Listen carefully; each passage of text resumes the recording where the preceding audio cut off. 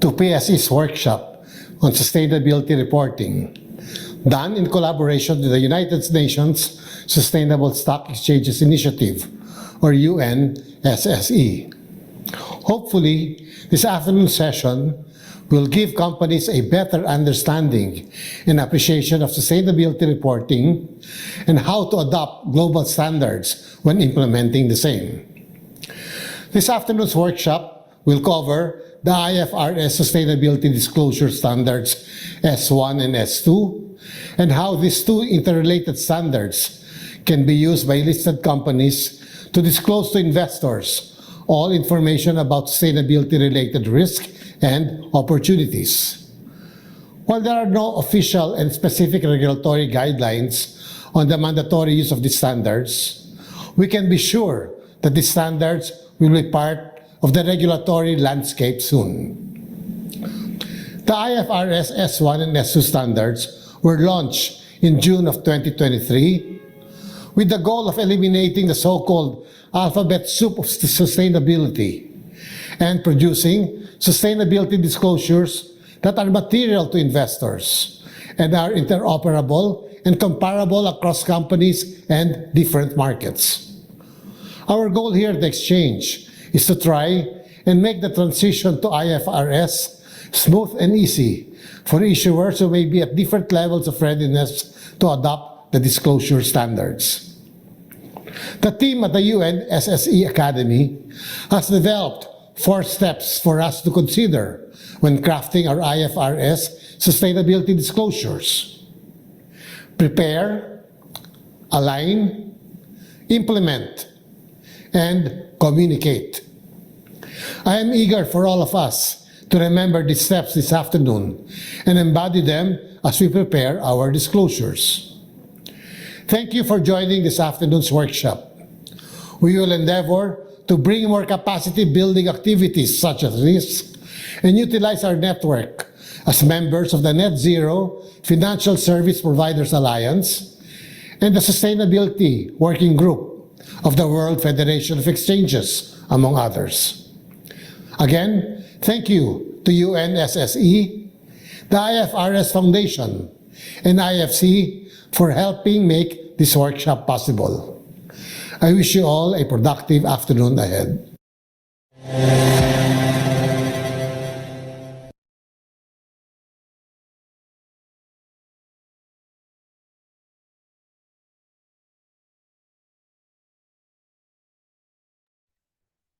I hope you were all able to see the video from Mr. Ramon Monzon, who's the president of the Philippine Stock Exchange.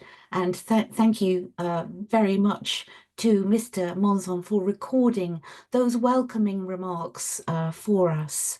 So we're now ready to start the webinar, and we thank you very much for your patience as you waited for us to sort out our technical issues.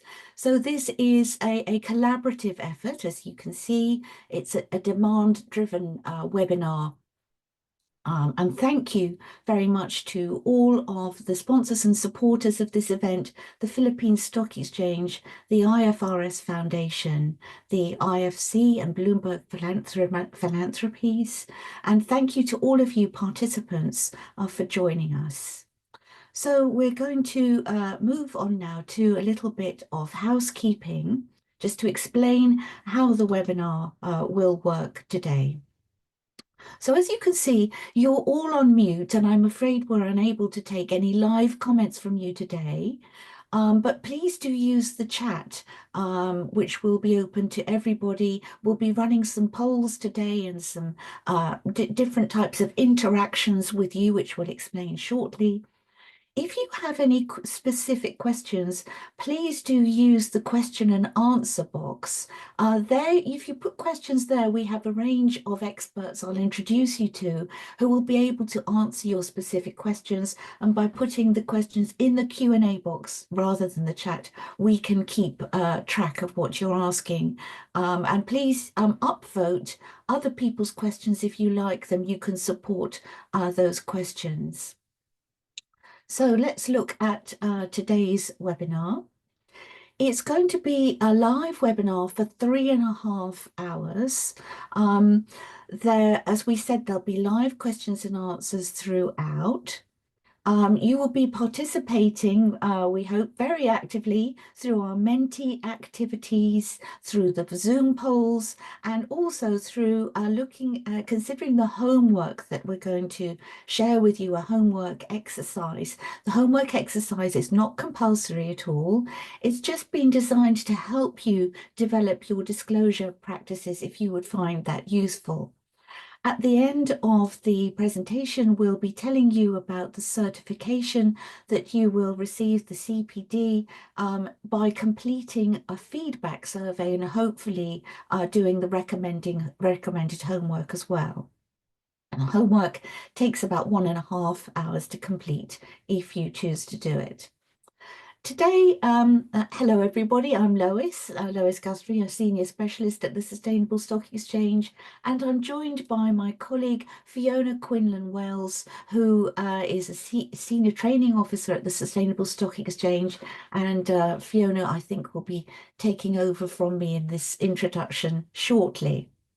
We're also very delighted to have with us today some presenters, some very specialised presenters from the IFRS Foundation.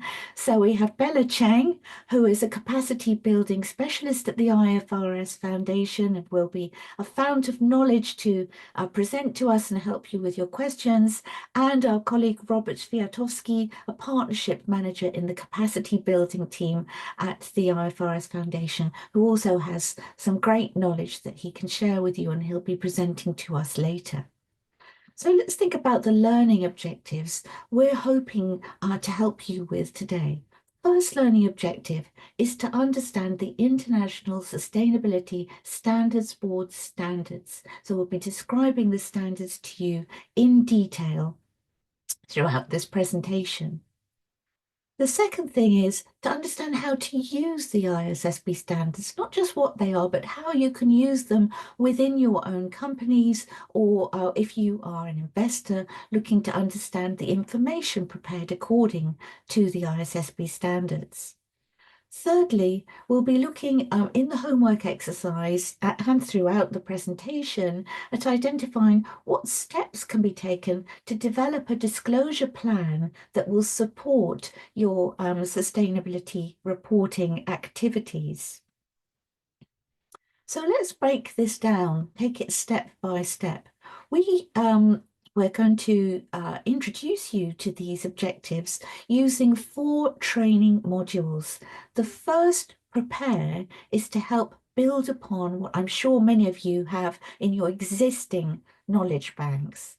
So here in the Prepare module, we describe the purpose of sustainability disclosure, the landscape in which the ISSB has developed their standards, and what it means for there to be a global baseline of sustainability reporting. In the second module, we call Align, and we set the direction or the railroad tracks of disclosure by showing you what the standards say, how they can be used, and what you do if you are making disclosures in addition to those required by the ISSB standards. In the implement section, we look really more at how you do your disclosures by things like how to identify sustainability related risks and opportunities, and how to integrate sustainability disclosure practices into the existing process and practices you have in your company at the moment. There'll be lots of things you already do, lots of information you already have that's going to help you with your sustainability disclosure. And finally, our final module is called Communicate, and this is about how you make your disclosures efficient, when you make disclosures, where you place them in your general reporting, and how you increase confidence in sustainability-related disclosures. So let's look at our agenda today. To do this, yes, we've been through the 4 modules. I've just explained those. And now let's look at our agenda for today. So we're going to spend about 20 minutes on this part, the welcome and the introductions. We'll be shortly moving through the first two modules, Prepare and Align. You'll be glad to hear that we'll have a short 5-minute break after we've completed module 2. And then we're going to look at the other 2 modules and then talk about the homework. So let's now look at some of the other support mechanisms that we have. At the Sustainable Stock Exchange, we have various training materials that can help you with your sustainability disclosure. All of the links to the materials that we have on the Sustainable Stock Exchange website are going to be shown in the chat in a moment. So there's a range of resources there that you can look at. I've talked already about the homework assignment that we'll be sharing with you later to develop a draft disclosure plan for your organisation using what you've learned in this training programme. As I said before, you don't need to submit it. It's not a mandatory assignment. You can find the link to the full homework assignment explanation in the chat box. It's really designed for your own learning, to build experience, and as a starting point for your discussions internally. Here's the, I just mentioned we have this range of tools on the Sustainable Stock Exchange toolkit, and here's some of them. Model guidance on sustainability related financial disclosures, some guidance on transition plans we're going to be talking about later, disclosing climate-related metrics training tool, and a gap analysis checklist, which we'll often find that participants in this training refer to and are very interested in, to help understand what disclosures you might currently be missing in terms of process or information in your organisation, and to chart a path forward. So now what we're going to do is we're going to move into our first Menti activity. And I think my colleagues are going to introduce this now. To join Menti, you need to have download a code. I think my colleague Fiona is going to explain this to us now. Is it all right for you to take over at this point, Fiona? Sure, thanks, Lois. Just give me 1 second. Thanks, Fiona. Just a slight echo on the line. Hopefully, Yeah, sorry. you can see the code here in the chat, and you can see the QR code that you could. Oh, I can see some of you already in. So, Fiona, over to you. Thanks so much, Lois, and thank you and welcome everyone to the session. So yes, I can see lots of you have already been able to access the Menti there. So as Lois said, you can either use the QR code there, the code at the top of the screen if you go to menti.com, or indeed the link we've posted in the chat. So we'd just like to start by asking you in 3 words, why have you joined us today? And we're already getting some great words in, so thanks for sharing those. So lots of good ideas in there. I'm seeing understanding, learning, implementation, compliance, clarity, excellent. So that's great. Also just a good way for us to test that you can get into Menti, because we will be using it throughout the session. So that's great to see. Brilliant. Thanks for all of those. So we'll move on, if you don't mind, to the second question, just to keep us moving along, which is to ask you guys about how you feel presently in your understanding of the ISSB standards. So here you'll see kind of our 3 key learning areas for the session. And we'd like to get a sense from you as to how comfortable you feel on each of these topics at the present time. So left-hand side being not very comfortable and right-hand side being very comfortable. Let us know where you're currently at with each of those areas. Okay, I see lots of answers coming through already. That's brilliant. So most people are coming out somewhere in the middle to low level of comfort overall. A few people obviously on the higher end as well. But that's no problem, of course. That's what we're here for today, to support you in moving that journey forward. So thank you, everyone, for letting us know that. So I'll just ask Tiffany to reshare the slide presentation now, and we'll go back into the next segment. But we will be coming back to Menti later in the session. So please do continue to keep that open in the background, and we'll be using that link again later on. Great, thank you very much for that. Okay, so that moves us in now to the first segment of content for the session. So firstly, we do have to start with just a very quick disclaimer. The kind of, I guess, emphasis of this is really on the disclosure examples that we'll be sharing through the session. And we want to be clear with you how we're going to be using those examples.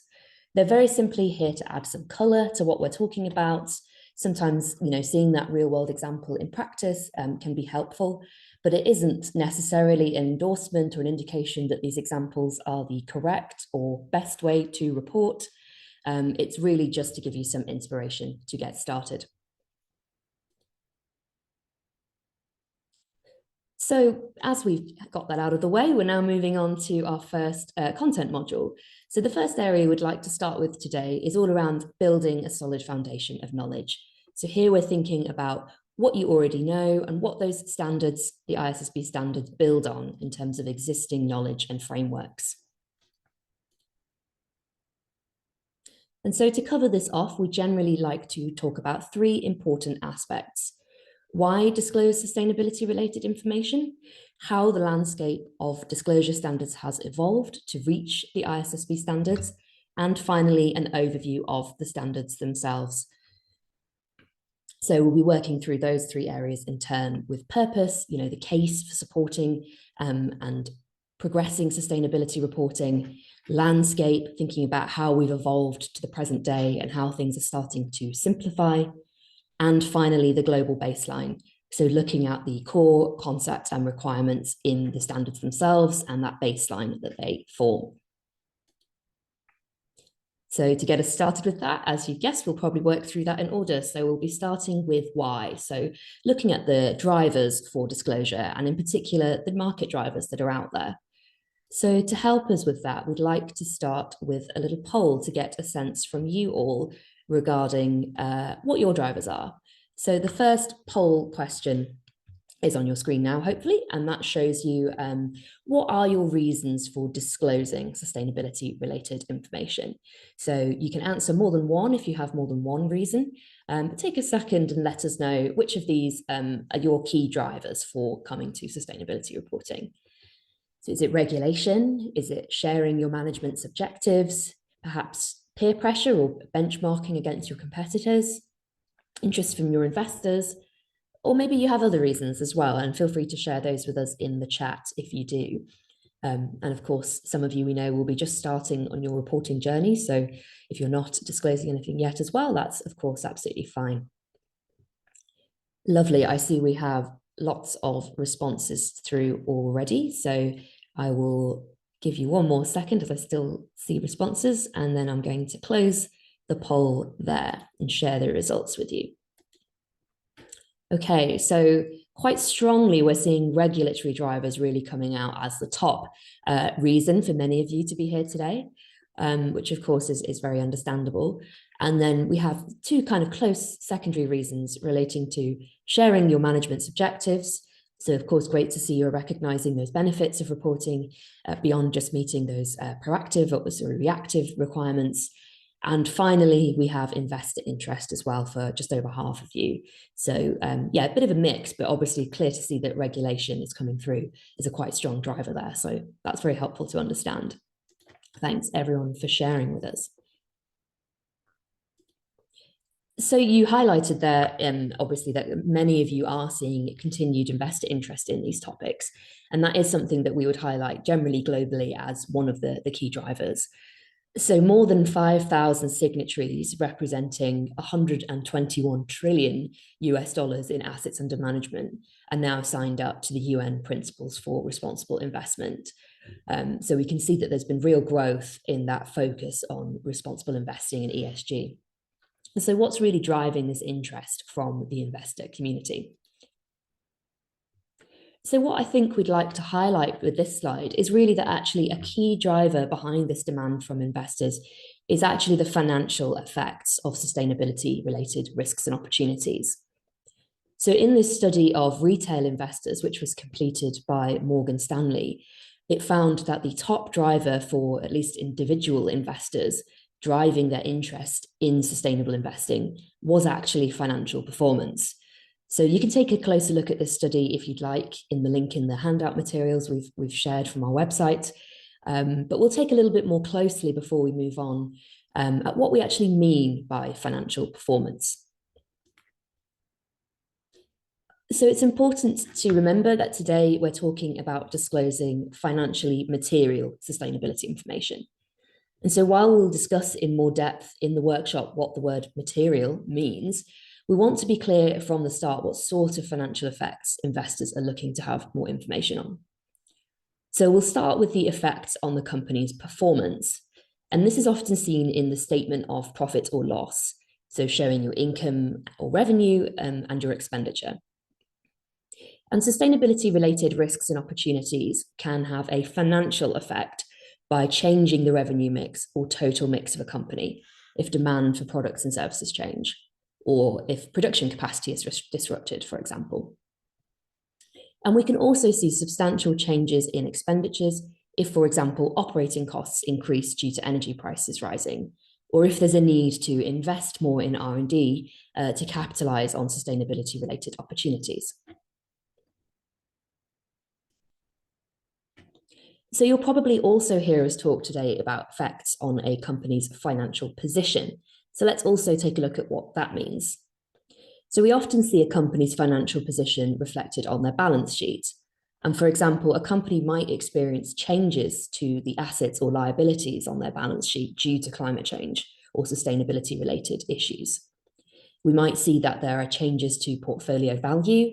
We might even see write-offs of certain assets that are damaged or need to be repriced due to risks. And another financial effect should be documented relating to changes in financing and the cost of capital. So that can include, for example, insurance premiums that might increase due to climate risks. And it might also relate to the making of new financial structures, such as green bonds or social bonds as well. So before we move into the next unit, we just wanted to flag two important aspects of sustainability-related risks and opportunities that are really key to understanding and informing disclosures. So as you can see here from the latest Global Risk Perception Survey from the World Economic Forum, risks can evolve over time. So something that might pose a risk 10 years from now may not be high on our mind today. However, what's important for our disclosure is if we need to be prepared for that risk that we're expecting to arrive in 5 to 10 years from now. And indeed, we might need to invest today in some new practices or procedures to mitigate some negative risks or impacts from those risks. So something to keep in mind. And the final point just to highlight is the interconnectivity between sustainability and climate-related risks and opportunities. So whilst we might think of these issues as separate topics in terms of reporting standards, it's really important to recognise that in practice, they're all very much interconnected, and we should be thinking about the whole when we're making strategic decisions. Okay, so I think that covers our introduction on purpose. So I'll hand over to Lois again now for the landscape. Thanks, Lois. Thanks, Fiona.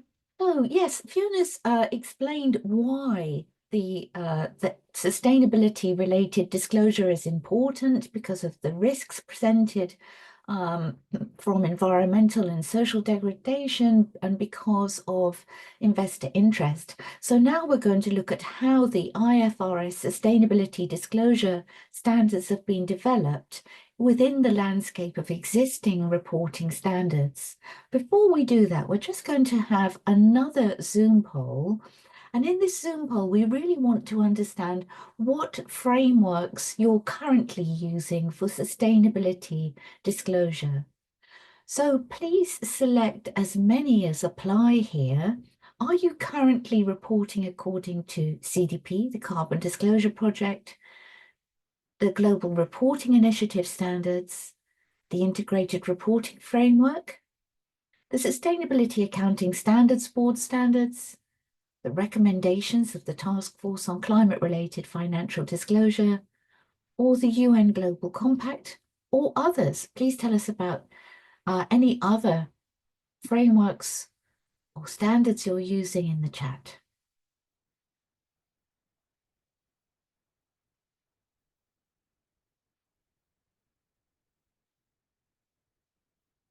Just give you a few more moments to fill this in. Yes, we have over half of you participating now. Thank you so much. So I will end the poll and share the results. Hopefully you can see this.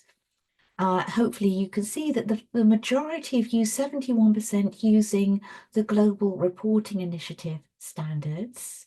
And I think that's followed by integrated reporting, ISSB, and TCFD, and then CDP. It's very interesting always to see what our participants' current reporting practices are based on. Most of you, GRI, and quite a few integrated reporting. Thank you. So let's go on now to have a look at the structure of the IFRS Foundation, which is the organisation within which the ISSB standards have been developed, what standards we're going to be talking about today. So what is the IFRS Foundation? It's a not-for-profit public interest organisation established to develop high-quality, understandable, enforceable, and globally accepted accounting and sustainability disclosure standards. And these standards are created by standard setting boards. There are two independent standard setting boards within the foundation. The International Accounting Standards Board was formed in 2001. They set standards for financial reporting and financial accounting, and those standards are in place in over 140 jurisdictions around the world. The International Sustainability Standards Board was formed in 2021 and released its first two standards in 2023, the standards we're going to be talking about today. And this was done following strong market demand for the ISSB to develop sustainability standards. Governance, and these two standards boards work very closely together, of course, being in the same foundation. And governance is provided by trustees, and they are in turn accountable to a monitoring board of public authorities. So how did the ISSB develop their standards against the background of existing sustainability standards? And someone's asked in the chat, which is the most comprehensive framework. I wouldn't say that any of them is more comprehensive than others. In fact, it's a good time to ask that question because, as we see on this slide, there are many different types of organizations that have contributed to the evolution of sustainability reporting. Each of them have had an important role to play. But as our kind sponsor from the Philippine Stock Exchange, Mr. Monson, said at the beginning, sometimes the number of these organizations has been called the alphabet soup of standards, and it's caused some confusion in the market. And most of the organizations you see here have been focused on meeting investor needs for sustainability information, whereas GRI is the organization that supports a broader range of stakeholder information. Now, the main thing to take from this slide is look at the arrows, which all point to the IFRS sustainability logo. And this really is a picture of simplification. So very briefly, the TCFD recommendations, the Task Force on Climate-Related Financial Disclosures, their work has been adopted into the IFRS Foundation. And in fact, as we'll see, the standards are based on the format and some of the content of the TCFD recommendations. The three organizations you see in the logos at the bottom, CDSB, Integrated Reporting, and ISSB, all of their work has been consolidated into the IFRS Foundation and the ISSB standards. CDP has aligned its climate questionnaire with IFRS S2 on climate disclosures. The IFRS Foundation and GRI are working very closely together to align their disclosures, and the work of the Transition Plan Task Force has also been absorbed into the IFRS Foundation, who are responsible for disclosure-specific aspects of the TPT's work. So the main message to take from this is simplification, harmonization, all of the organizations working together to simplify the landscape. Let's look at what we make of this in another Zoom poll here. This Zoom poll, you can only answer one of these questions, one of the answers here. So the question is, companies who disclose using the TCFD recommendations automatically comply with the ISSB standards. Is this true or is this false?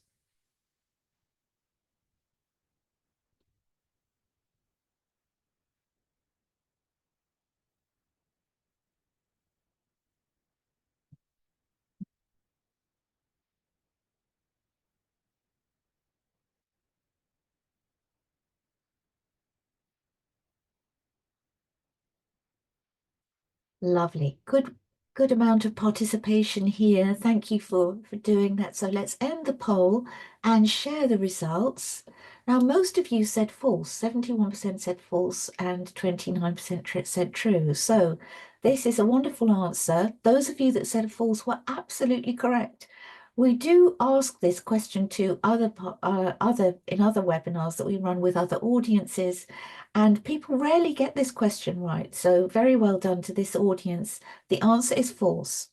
If you're already disclosing to TCFD, you will be well underway towards disclosing it against the ISSB standards, particularly S2.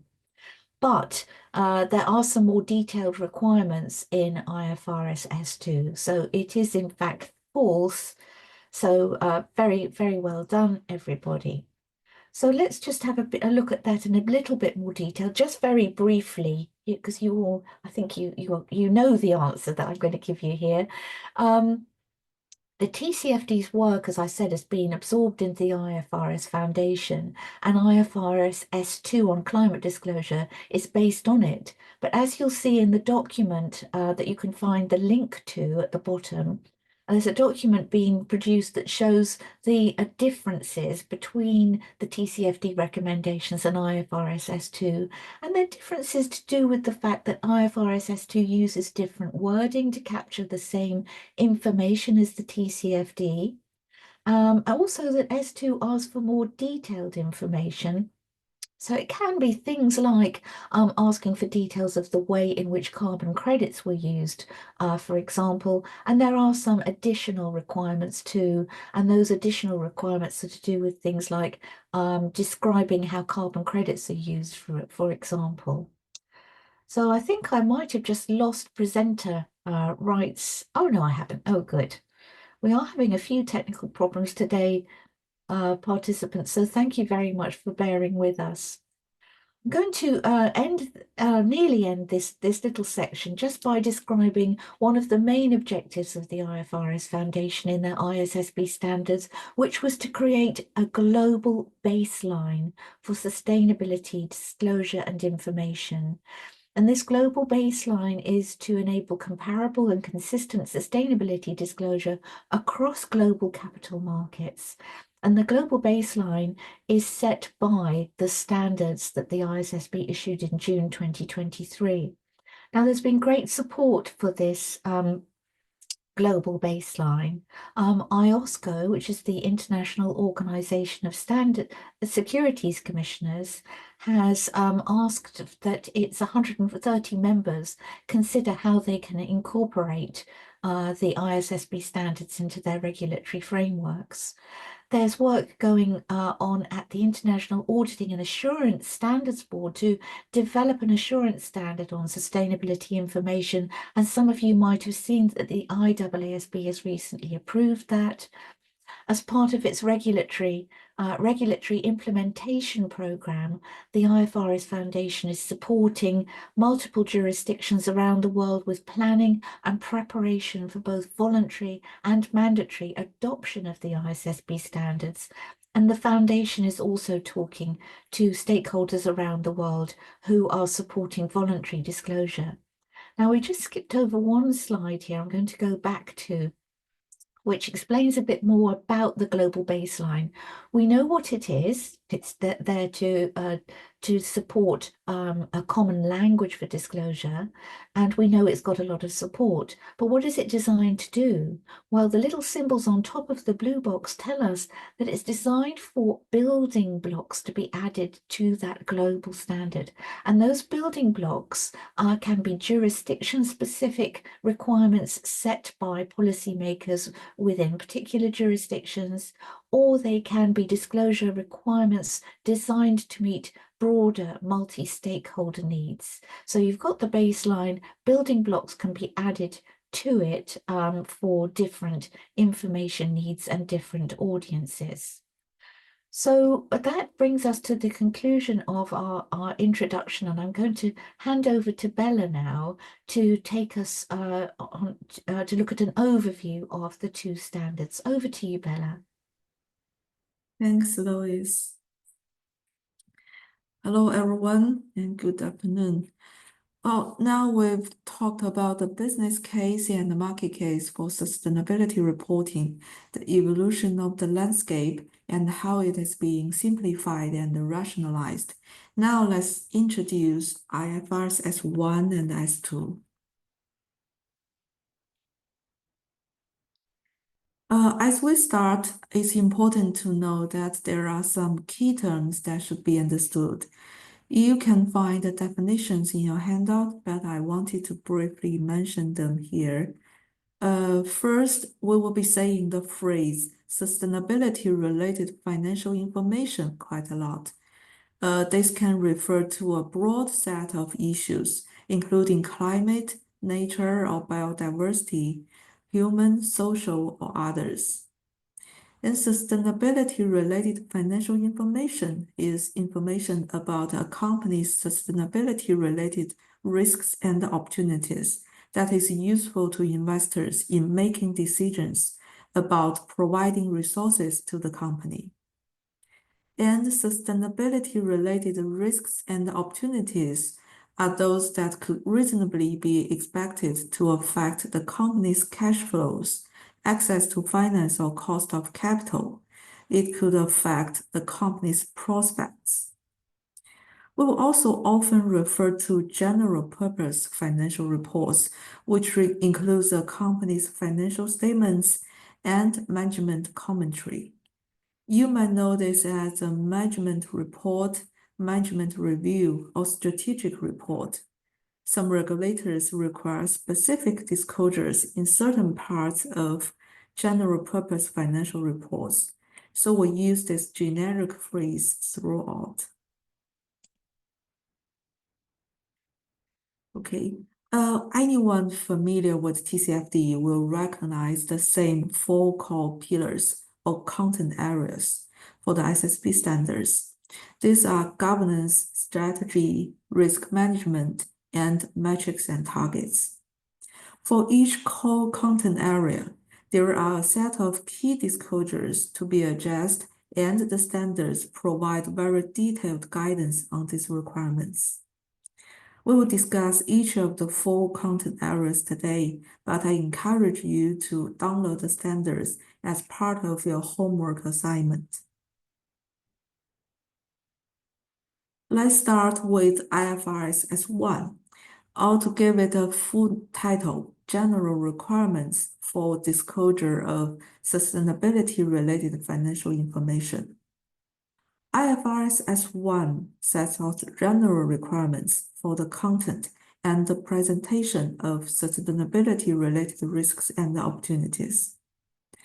If you are familiar with TCFD, you will see the same architecture applied through all the standards. And S1 asks preparers to refer to and consider the applicability of the ISSB standards and the other sources of further guidance to identify sustainability-related risks and opportunities, and identify material information as well. The ISSB standards are organized by industry, enabling a company to identify disclosure topics and metrics applicable to its business model and operations.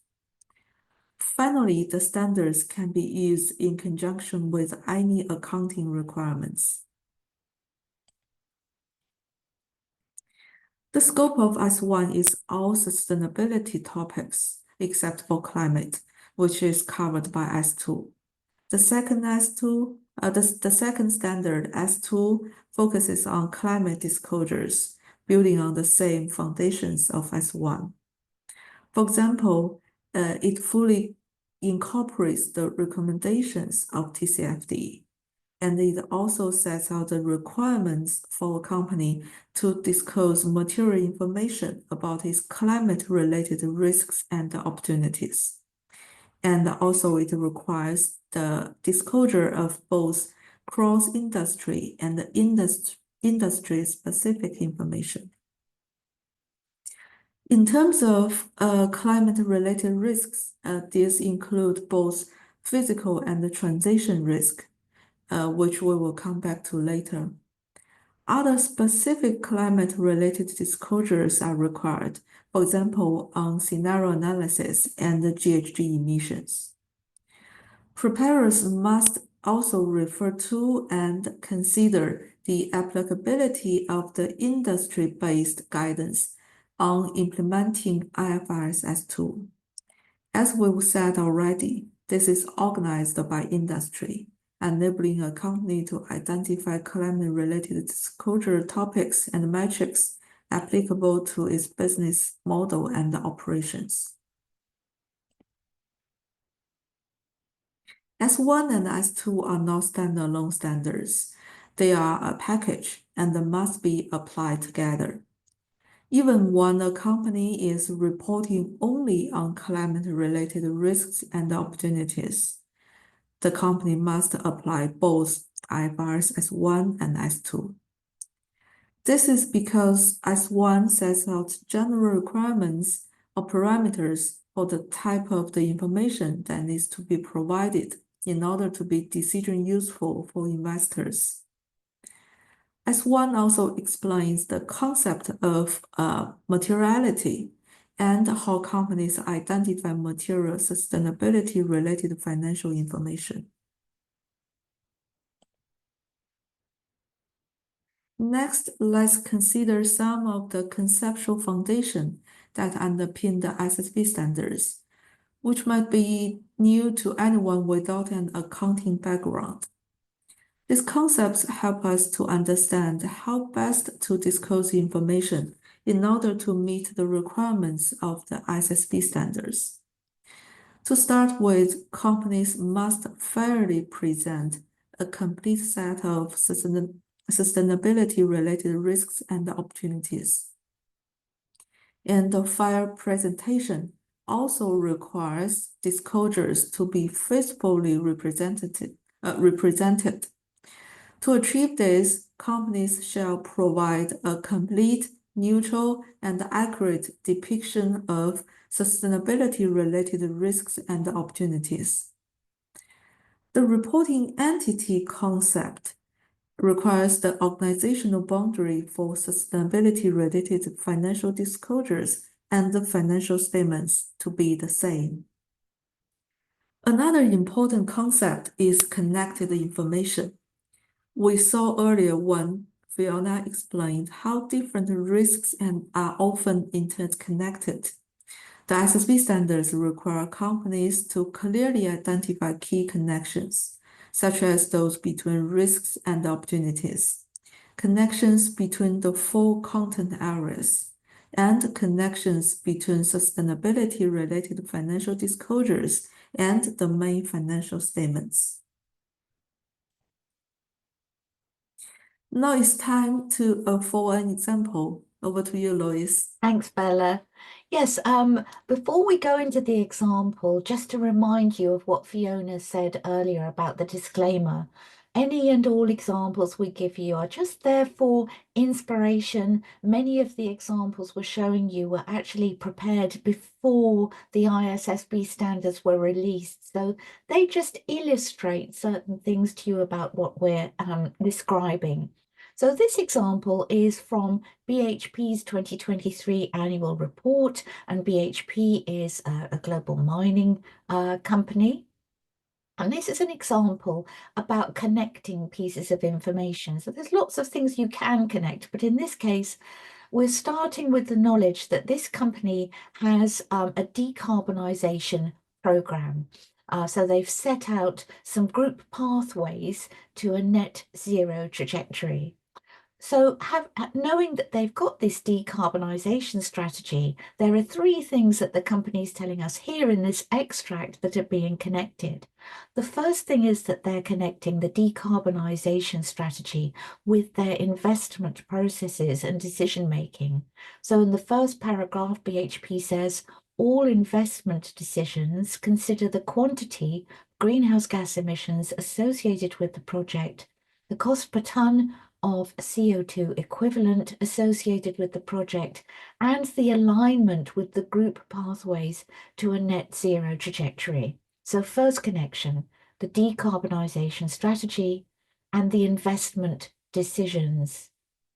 Secondly, they connect the decarbonisation strategy with various types of expenditure now and in the future.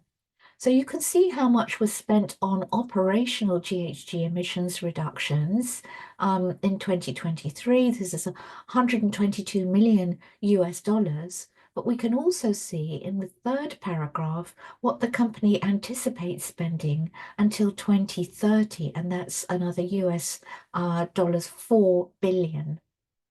So that's the second connection, the decarbonisation strategy and current and future expenditure. The third connection is between decarbonisation projects and net present value. So in the penultimate paragraph, company tells us that based on current assumptions, the achievement of medium-term targets for decarbonisation are expected to deliver positive net present value for the group, as it has done on already implemented projects. Last thing to note about this slide is the little orange text at the bottom directs us to where we can find more information about the range of investments to drive decarbonisation and sustainable growth. So that's a nice little way of signalling navigation to connect us to parts of the report where we find more information. So back to Bella now for our next Zoom poll. Thanks, Lois. So it's time for another Zoom poll. Okay. So this is about connected information. Okay. Okay, let's Sorry, Bella, I'm wait. having a slight technical challenge sharing the poll. Please bear with me 1 second. Maybe you can. Okay, sure. So let's look at the question first and be prepared for the Zoom poll launch. Okay. Thank you for whoever launched that. Okay, so what information should be considered for connecting information? So there are three choices: connections between governance, strategy, risk management, and metrics and targets, or connections between sustainability-related financial disclosures and the financial statements, or connections between sustainability-related risks and the opportunities.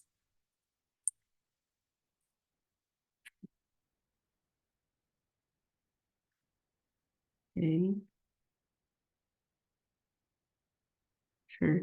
Well, I think, okay, I'm going to end the poll and share the results. Yes, well, I think most of us have done this question correctly. The correct answers, all of these three are correct, and we should make sure that all the three aspects are connected. which are the 4 content areas: governance, strategy, risk management, and metrics and targets, and connections between sustainability-related financial disclosures and financial statements. And finally, the connections between sustainability-related risks and opportunities. Okay, now let's move on.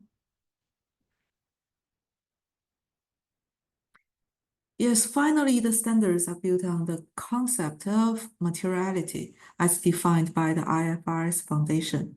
We are going to go into this in more detail later, but just to highlight that we will be referring today to material information, which is information that, if omitted, misstated, or obscured, could reasonably be expected to affect investor decision-making. Okay. During the ISSB consultation on the exposure drafts, one of the key feedback topics was the importance of supporting preparers, particularly those with more limited resources and those in emerging markets. In addition to the standards and the application guidance published in 2023, a number of educational resources were also published, and since then others have followed, including the IFRS Knowledge Hub. We are also in the process of gathering examples and the case studies provided by our partners. The ISSB standards were aligned with IFRS as a tool to help preparers seeking industry-based guidance, and the FSA credential was also updated, with more plans to come. I should also note that the IFRS Foundation's capacity building program, which is launched at COP27, is a key part of our support to preparers, and the ISSE training initiative is one of our most important deliverables. Okay, so let's continue with another Zoom poll.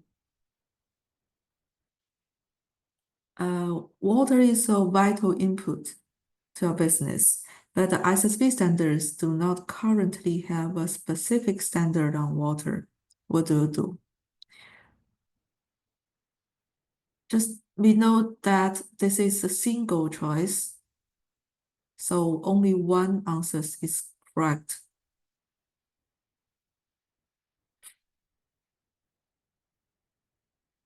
Let's give a few more seconds.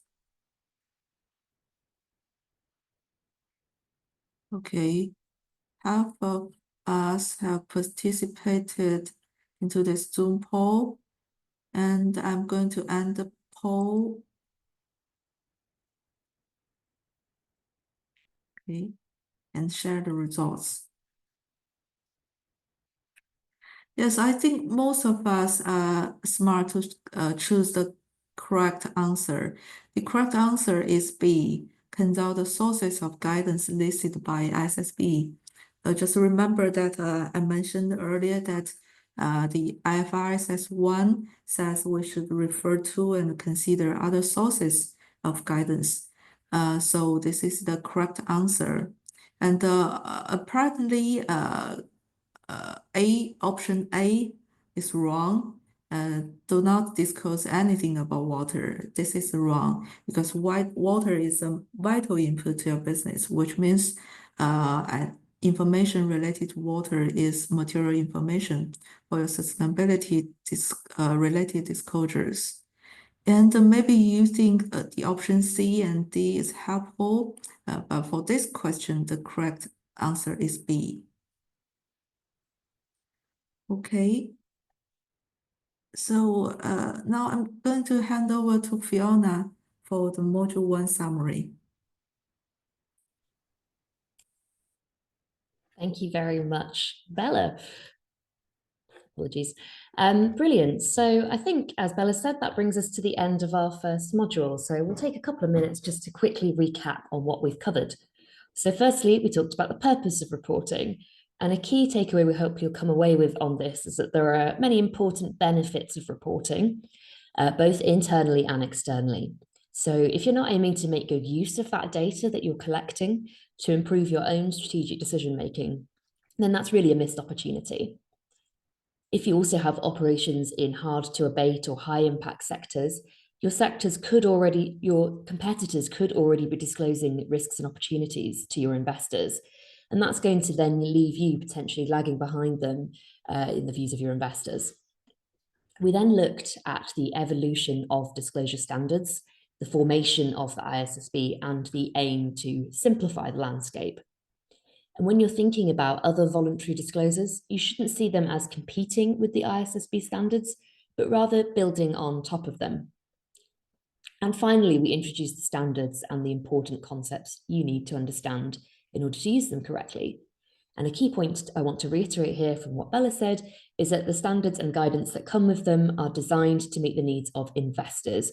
And therefore, they're heavily focused on the prospects that we discussed at the start of this unit, which relate to an investor audience. Okay, so that brings us around to our next Menti exercise. Hopefully you should have that open to hand still, but if needed, I think the team will also share the link with you again in the chat. So I'll just move into sharing my screen with you in a second. But our question that we wanted to ask you for this Menti is to reflect on what we've talked about so far. What do you need to do to identify the skills and knowledge gaps in your organization? So you might already have a sense of what some of those gaps are, but how would you go about understanding those gaps? What could you draw upon? So some things you could look to here would be possibly, looking at the tone from the top that you're setting out and the gap analysis that you're doing. So have a little think about the skills and knowledge gaps and how you might go about identifying those. And I will then share the results with you as they're coming in so we can take a look together.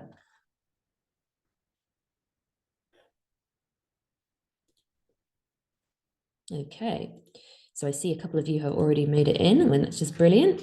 So we've got a few answers already coming through. So we have performing a self-assessment with process owners and stakeholders, conducting gap analysis, setting the tone from the top, talking to representatives from your subsidiaries and companies. That's from our company subsidiaries. Yes, I think that's very interesting to get a perspective from across the organization. Do an assessment of company practices and have it assured by a third party. That could be a very comprehensive way to get some feedback, definitely.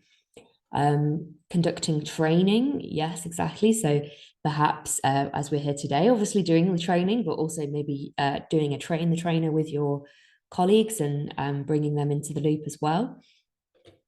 So assessments, stakeholder engagement, familiarizing yourself with the standards. Yes, of course, going to the actual source material is always a very good way to make sure that you're really doing the right thing from outset. Benchmark your current reporting compared to the standards. Yes, exactly. So there's some tools we'll talk about in terms of mapping as well from some of the voluntary frameworks later on that could help you with that. Communicating with ground level operations. So maybe seeing what they know about sustainability, what data they have. Workshops to understand data gaps. Mapping out practices, risk assessments. Wow, loads of really great thoughts there. Thank you, everyone. That's super. Tone from the top, benchmarking, budget, of course, a very important point, making sure you have the budget at outset to actually help you in identifying skills gaps and doing something about them. Engaging with your regulator, perhaps, working with creating a cross-organization sustainability reporting team with oversight. So yeah, getting that governance in place and the team who are going to be working on this right at outset is very helpful.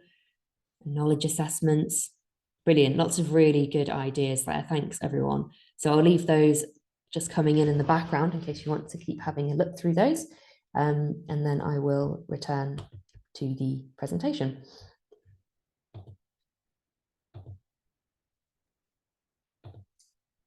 Apologies, give me 1 second.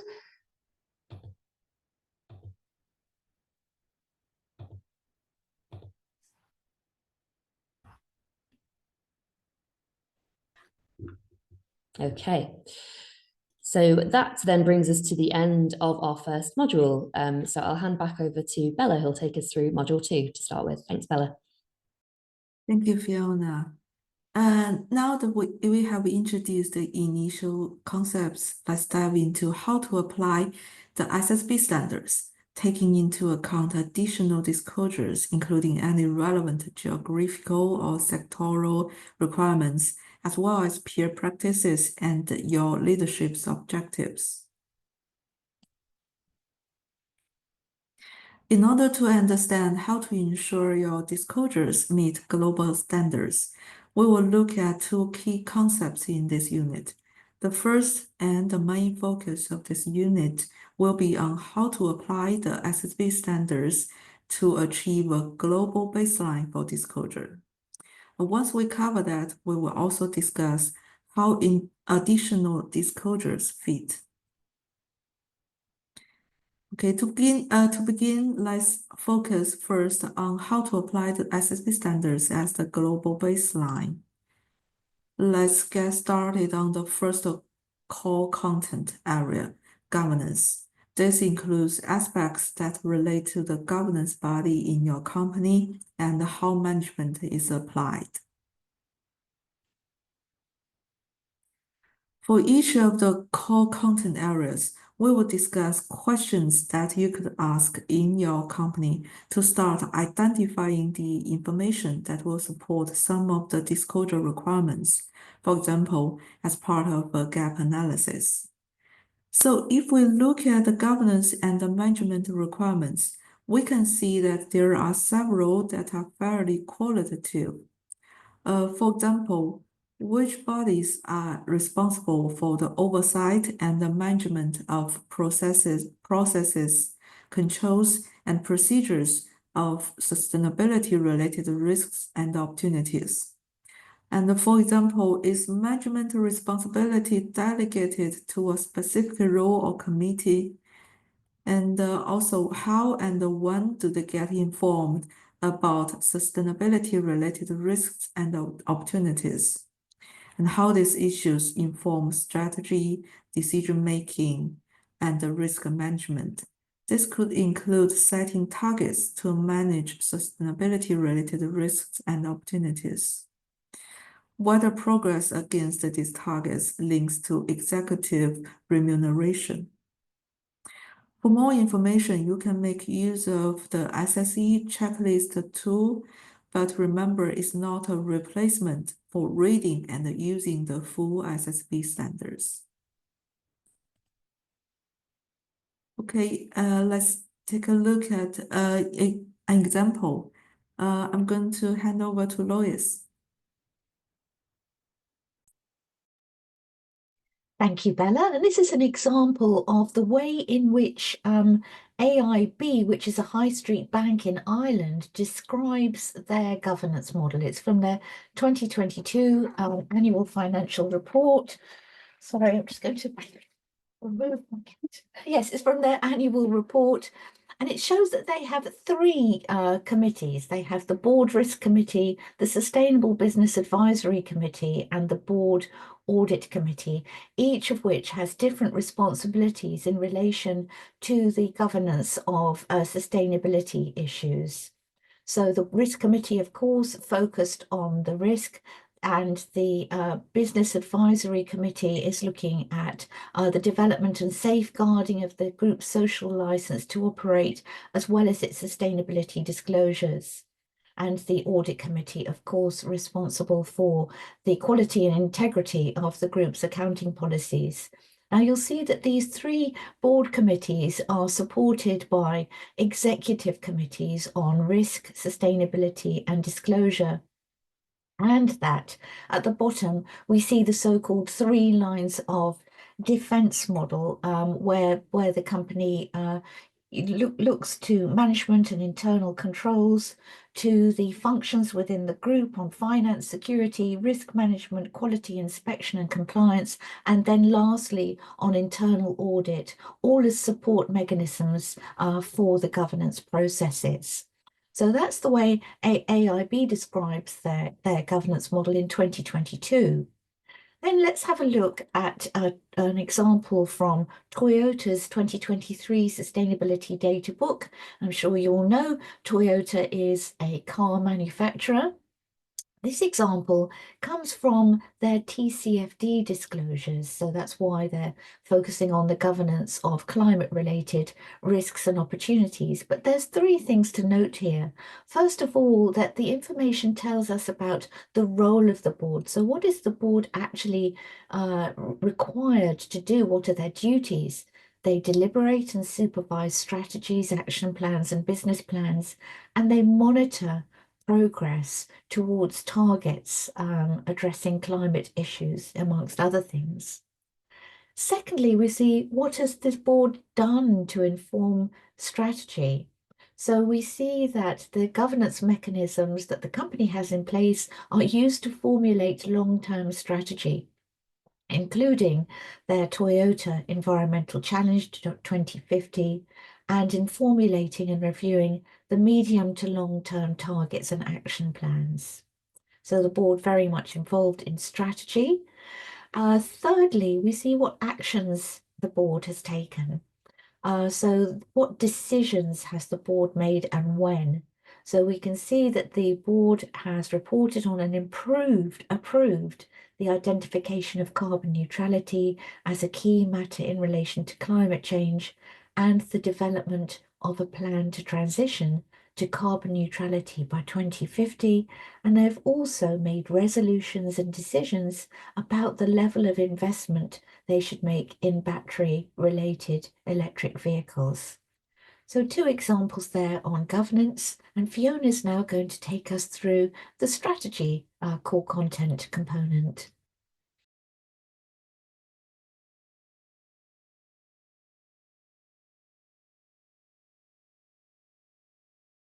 Just on mute, Fiona.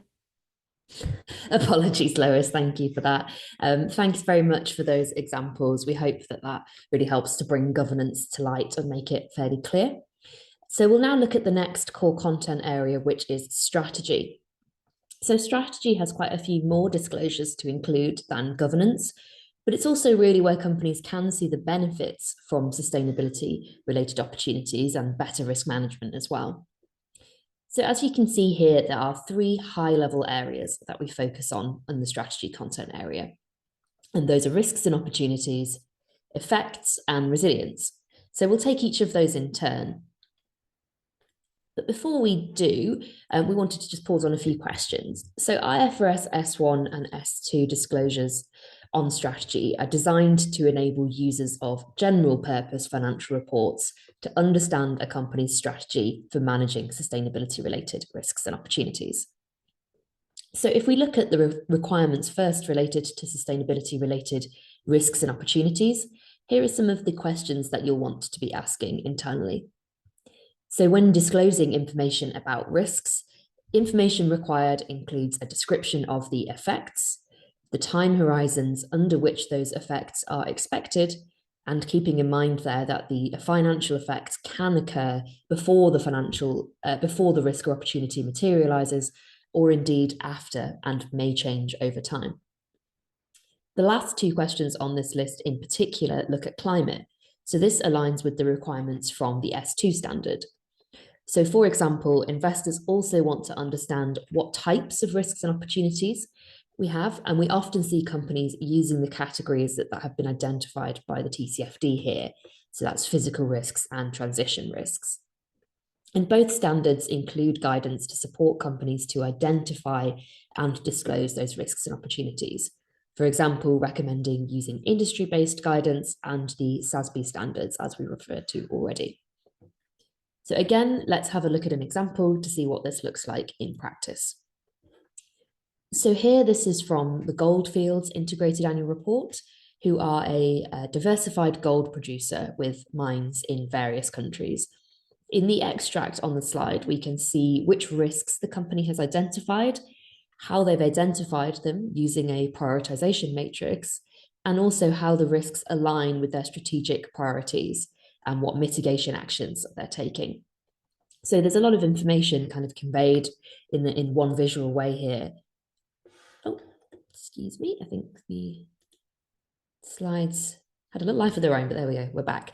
So there's a lot of information conveyed here about these different risks, and it's useful, of course, to see as well that they have connected them to their strategic pillars on the left-hand side and sort of color-coded the risks and the mitigations aligned to that. So it shows how they're thinking broadly about the risk types and also connecting to their strategy.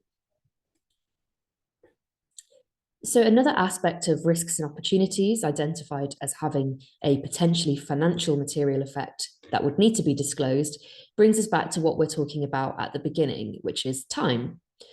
So you might remember we discussed earlier that time and time horizons is a factor that can be quite different when we're talking about sustainability risks and opportunities. So let's make sure we're clear on what we mean by time horizons. So the standards ask with you to identify within what time horizon any material effects are expected to occur. So definitions of short, medium, and long-term horizons can vary between companies, and it will depend on various factors. For example, your own investment and business planning cycles, your lifespan of your assets and your strategic planning horizon, or indeed other factors as well. So what's important to remember here is that the time horizon needs to be defined by you. So don't necessarily expect that your investors would know what you mean by short and medium term without you providing a quantitative definition for that. So moving on to the second grouping of disclosures in the strategy category, the first section related to identifying risks and opportunities, and the next set of disclosure requirements focuses on what exactly the effect is and where it occurs in the business. So to start tackling the disclosure requirements of the standard in this area, companies might want to start by asking themselves questions such as beginning to describe these effects and understanding the response planned for mitigating or adapting to them. So again, an example is probably helpful here, but these are the sorts of questions that you should be thinking about with the effect. So what type of effect would there be? When do you expect it to occur? And where as well? So this example is from BASF, a global chemicals company. So they acknowledge that their strategy is affected by various ESG factors, including changing climate, scarcity of natural resources, pressure on ecosystems, and a growing population.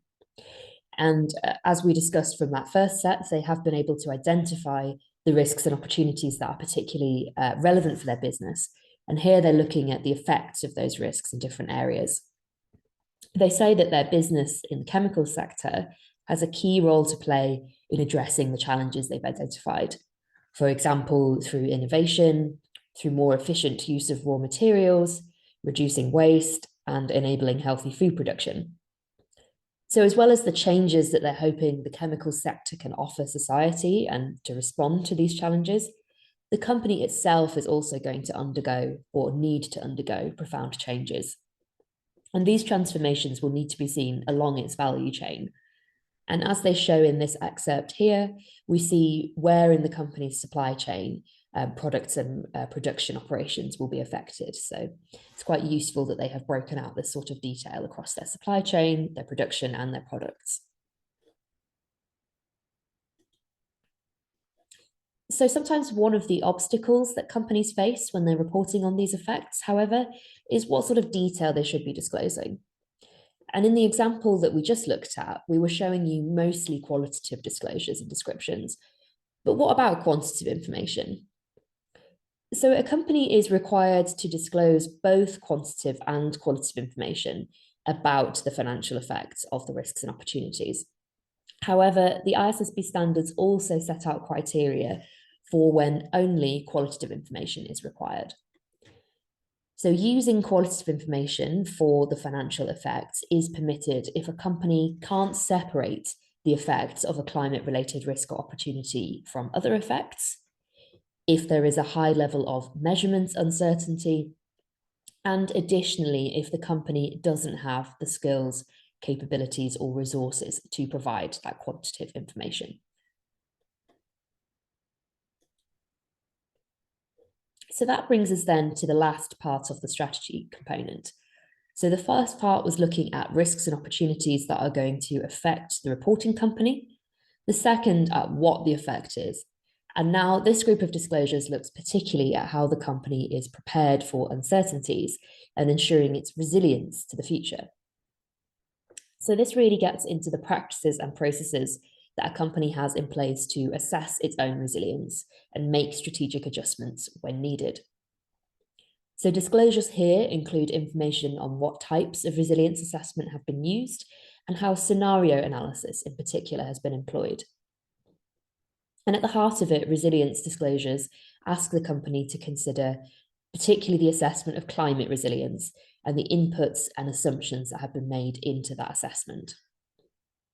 So we're going to dive a bit deeper into scenario analysis soon, but some questions that you can consider asking internally when starting to disclose on this topic focus on the company's capacity to react or adjust to uncertainties arising and how different scenarios are being used. So simply thinking about how ready would you be for those risks or opportunities that you've identified? What would you do were they to materialize? And what else might you need to know to help you be more resilient? So we'll take a look at two examples here of different approaches that organizations are taking to this issue. So this first example is from Stora Enso, which is a Scandinavian forest product company. And in this small diagram they have on the top right of the screen there, they actually show us a projection of what they're expecting their sales to look like in 2030. And they distinguish between their essential businesses and their growth businesses. So we have an immediate picture here of where that growth is anticipated, and also details about their vision and their transition. So in the text alongside this, they describe the steps that they're taking to proactively reposition the business for those growth areas, moving from being a largely pulp and paper company to a renewable materials company. And in doing so, ensuring their own future for many more years to come. So this gives a sense of actually the growth opportunity that they have if they expand into these renewable materials. And they also give tangible steps they're taking to support that transition. So for example, looking at acquisitions of other businesses or converting their machinery to support the new technologies that they'll need to manage those new materials. And our second example here is from Solvay, which is a Belgian chemicals company. And we're using this example here to particularly illustrate the reporting on financial effects. So here we want to highlight how they are being transparent about the estimates that they use and note that they have been developing a scenario analysis. So this includes a useful tool. This is indeed a useful tool when estimating anticipated financial effects, but indeed not the only tool that you can use. However, if you are using scenario analysis, investors need to understand how you've used it. So you can see in this excerpt that they note the particular assumptions that they have used, and they indicate the particular scenario analysis tools that they've drawn upon and highlighted how they have worked with both their internal experts and with a leading consultancy firm as well to use that tool.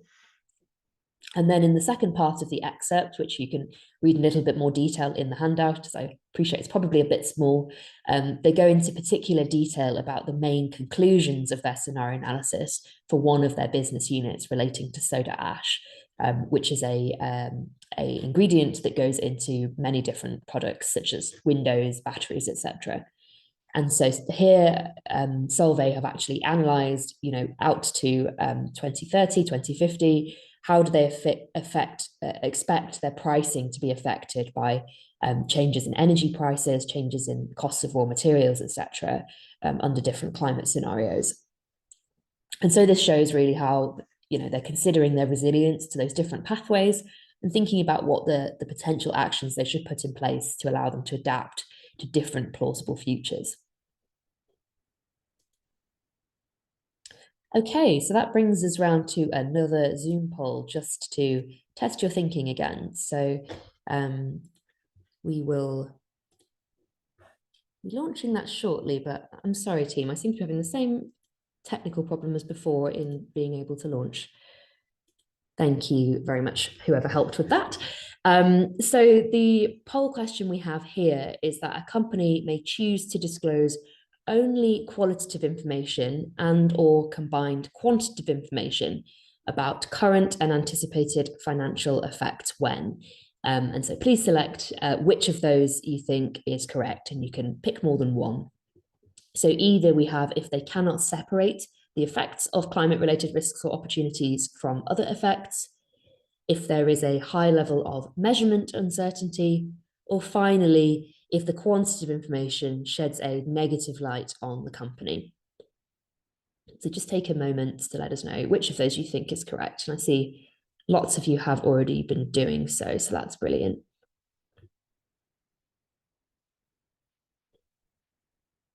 Okay. Just give you a few more seconds. I see we've still got some responses coming through before we close the poll, which I'm going to do now, I think. So I'll just close that there. Thanks everyone for their answers and share the results. So yes, most of you were absolutely correct with this. So the top two are indeed reasons why it would be acceptable to disclose only qualitative information or a mix. And indeed, the third option is incorrect. It's still important that you disclose information on these effects quantitatively if you're able to do so, even if it sheds a negative light on the company. And if you look at some of those examples that we talked about, we do see evidence of that in those reports that companies are sharing that information. Okay, brilliant. So thanks everyone for that. So I'll hand over now to Lois for the next segment. Thanks, Lois. Thank you, Fiona. So what we're going to do now is to look at some of the climate-specific considerations of the strategy component of disclosure. The governance requirements in S1 and S2 are very similar. There are no specific additional requirements about climate in S2. The two sets of disclosures in S1 and S2 on governance mirror each other. And as we've said already, these two standards are intended to be used together. They're not separate. But when we're looking at disclosing information related to strategy, there are some specific and additional requirements in IFRS S2 relating to climate. So we're going to have a look at some of those. Now, this slide is entitled From TCFD to ISSB, and for those of you already using TCFD, it will be clear why we've set this out this way. But if you're not currently using TCFD, don't worry, because you can use this, this list here as a list of things to understand about IFRS S2. So first of all, S2 requires a company to refer to and consider the applicability of industry-based disclosure topics. And these are set out in industry-based guidance that's available on the IFRS Foundation website, that the link to which we've shared with you. And the industry-based disclosure topics are complemented with metrics that apply to those topics, and these the guidance in which you find the topics and the metrics is based on work done by ISSB, the Sustainability Accounting Standards Board. So if you know TCFD and you know ISSB, these things will be quite familiar with you. Secondly, S2 requires companies to provide detailed information on where in their business model and value chain risks and opportunities are concentrated. So there might be a part of the value chain that is particularly exposed to climate risk, or there might be a part of the business model that's very focused on opportunities to develop more sustainable products, as we saw in the Stora Enso example Fiona gave us earlier.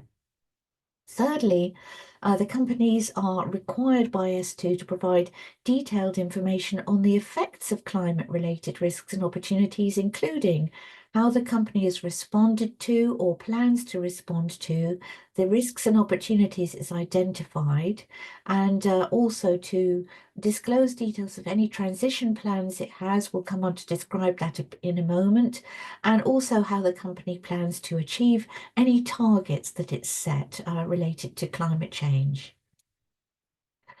In providing disclosures about the current and anticipated effects of the risks and opportunities on a company's financial position, performance, and cash flows, IFRS S2 sets out criteria for when quantitative or qualitative information is required.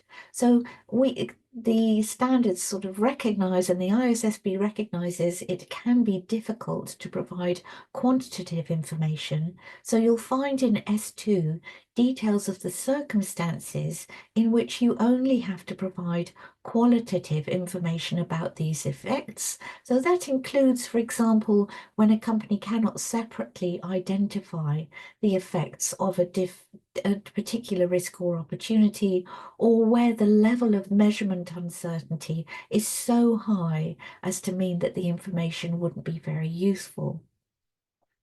So again, recognizing that some of this information can be difficult to find and provide, S2 says that there are circumstances in which a company only needs to use all reasonable and supportable information available to it at the reporting date without undue cost and effort, and to use an approach that is commensurate with the company's circumstances for specific requirements. So the standard's really saying, do what you can that's reasonable and supportable and commensurate with the resources and the expertise that you have. Fiona mentioned earlier the use of scenario analysis, and yes, climate scenario must be used in a company's resilience assessment. But note that S2 does not specify which particular scenarios a company should use. It's for a company to decide which scenarios it uses. And finally, there are requirements about conducting a resilience assessment to see how resilient the company's strategy and business model are to climate-related risks.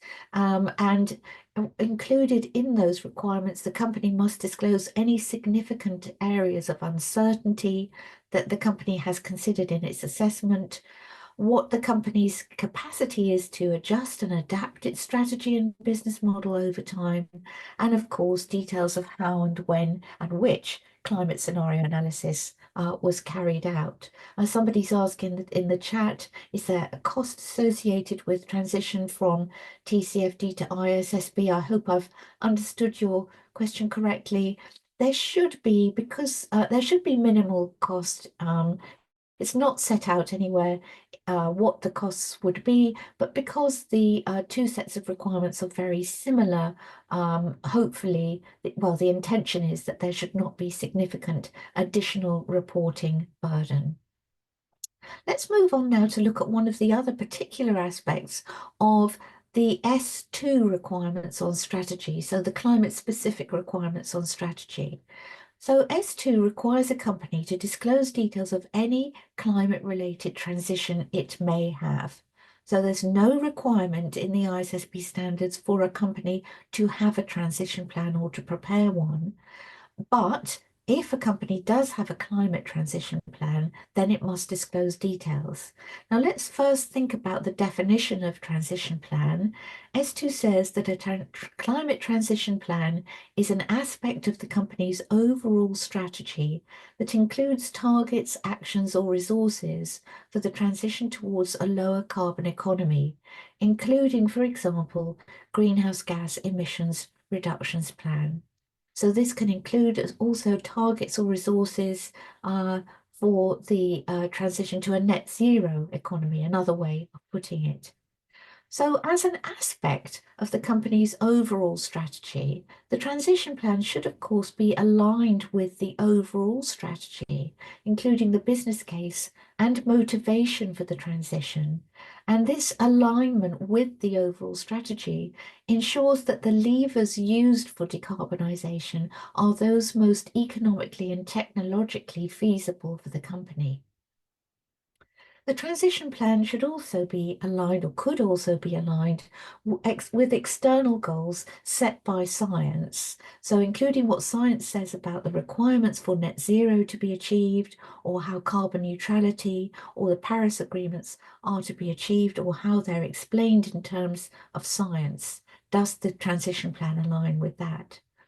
Thirdly, the plan should set long-term goals with the clear mitigation and adaptation activities needed to achieve those long-term goals, but also set targets and interim milestones that are designed to monitor progress. And we've seen that in some of the examples we've looked at.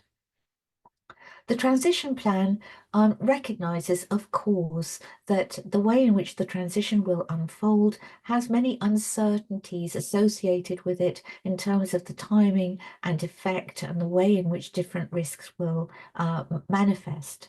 So the plan should be transparent about that, including what the plan is dependent on for achieving it, what are the risks and challenges of executing the transition plan, and it should explain how residual or unabated greenhouse gas emissions will be treated. Of course, the transition will proceed in different ways for different sectors, and therefore it's useful to look at sector-specific pathways that try to anticipate how the transition will unfold for particular sectors. And we'll look at some resources you can use for that in a moment.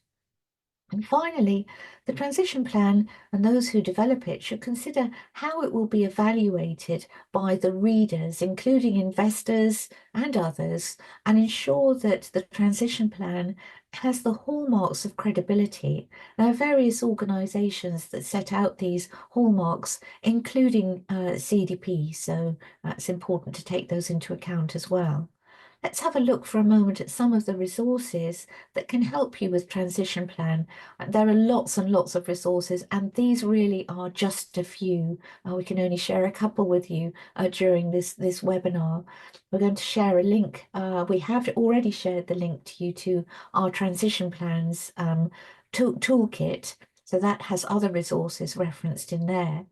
But what you see in the middle of the screen here are resources produced by the Glasgow Financial Alliance for Net Zero, known as GFANZ, and they set out expectations of financial institutions and real economy transition plans.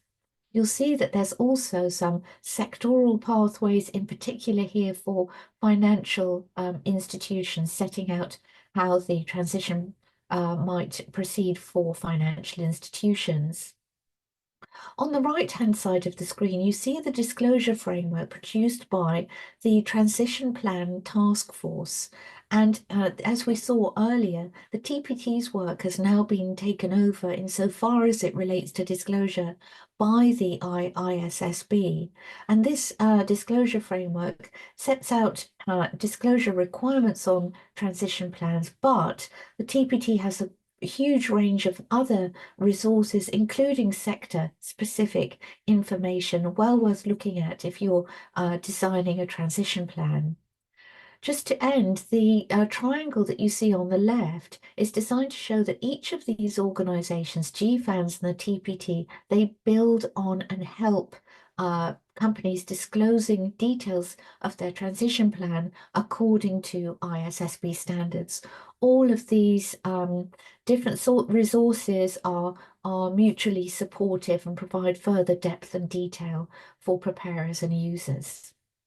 So you'll be pleased to hear that we're about to have a 5-minute break. So over the break, feel free to keep asking us any questions you have. Have a nice stretch, a drink. We're going to play you some relaxing music, and we'll see you back here in 5 minutes.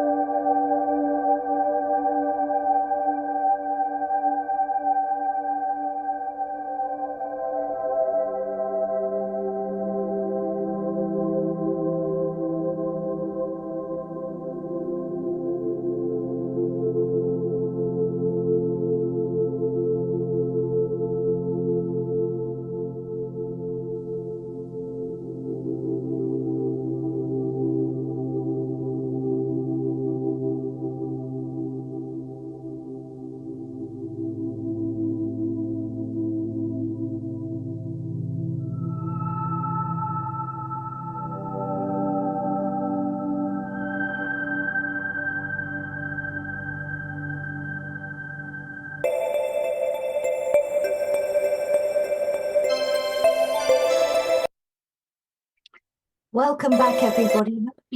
Hope you all had a good break. It's quite early where I'm speaking from in the UK, but the sun's come up now, so that's a good sign. Good sign for us to start our next part of the core content presentation. So we're moving now to look at risk management. This is the next core content area. So you can see from this high-level description that this category of disclosures requires report preparers to disclose information on their processes for risk management of sustainability-related risks and opportunities, as well as how those fit into their overall risk profile. So whereas the governance and strategy core content ask you about what is your governance process, what is your strategy, what are your risks and opportunities, the risk management requirements are more about the process that you use for identifying the risks and opportunities. So let's dig into that a little bit in more detail.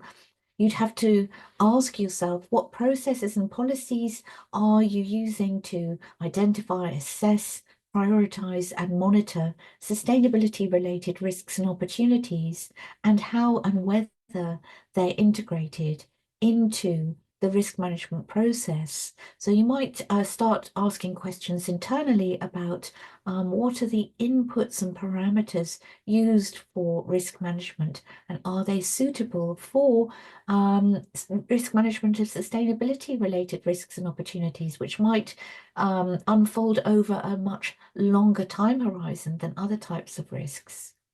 What are the criteria used for the risk management? Is it likelihood and magnitude or probability? Are there other criteria used?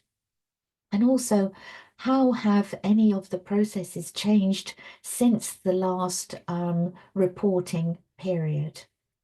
And also, of course, whether there is integration of sustainability risk management into your overall enterprise risk management processes. Let's have a look at some of the climate-specific considerations of risk management. Again, we see here that we say from TCFD to ISSB, but the points made here are generally applicable whether you've been using TCFD or not, because the S2 requirements are consistent with TCFD. So what you will need is, in describing your risk management processes, details of the input parameters used to identify risks, whether and how a climate scenario is used to inform your risk identification, and whether your risk management processes have changed, as I said. The same applies to opportunities. How are those identified? By reference to what parameters? How are they prioritized and monitored?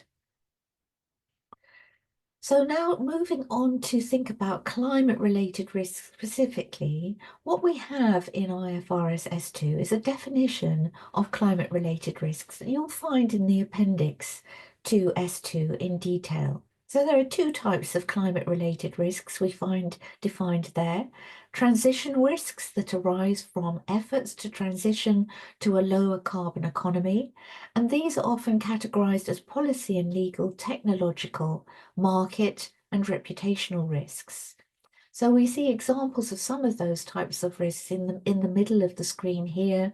They might include increased pricing of GHG emissions that gives rise to the risk of higher costs, enhanced reporting obligations, exposure to litigation, and costs of transition to lower emission technologies, different consumer behavior. On the physical risk side, physical risks from climate change can be event-driven, which are known as acute physical risks from weather-related events such as storms, floods, droughts, and heat waves, which we know are increasing in severity and frequency, or they can be chronic physical risks that arise from longer-term shifts in climatic patterns, including changes in rainfall, temperature, different sea level rise, reduced water availability or quality, biodiversity loss, and changes in soil productivity. So we can see some of the examples in the middle at the bottom to do with changing weather patterns. But in both cases, in transition risk and physical risk, these risks can manifest in financial effects on the company by affecting their cash flows, access to finance, and cost of capital over the short, medium, and long term. These types of costs can arise from direct damage to assets from physical risks or indirect effects of supply chain disruption.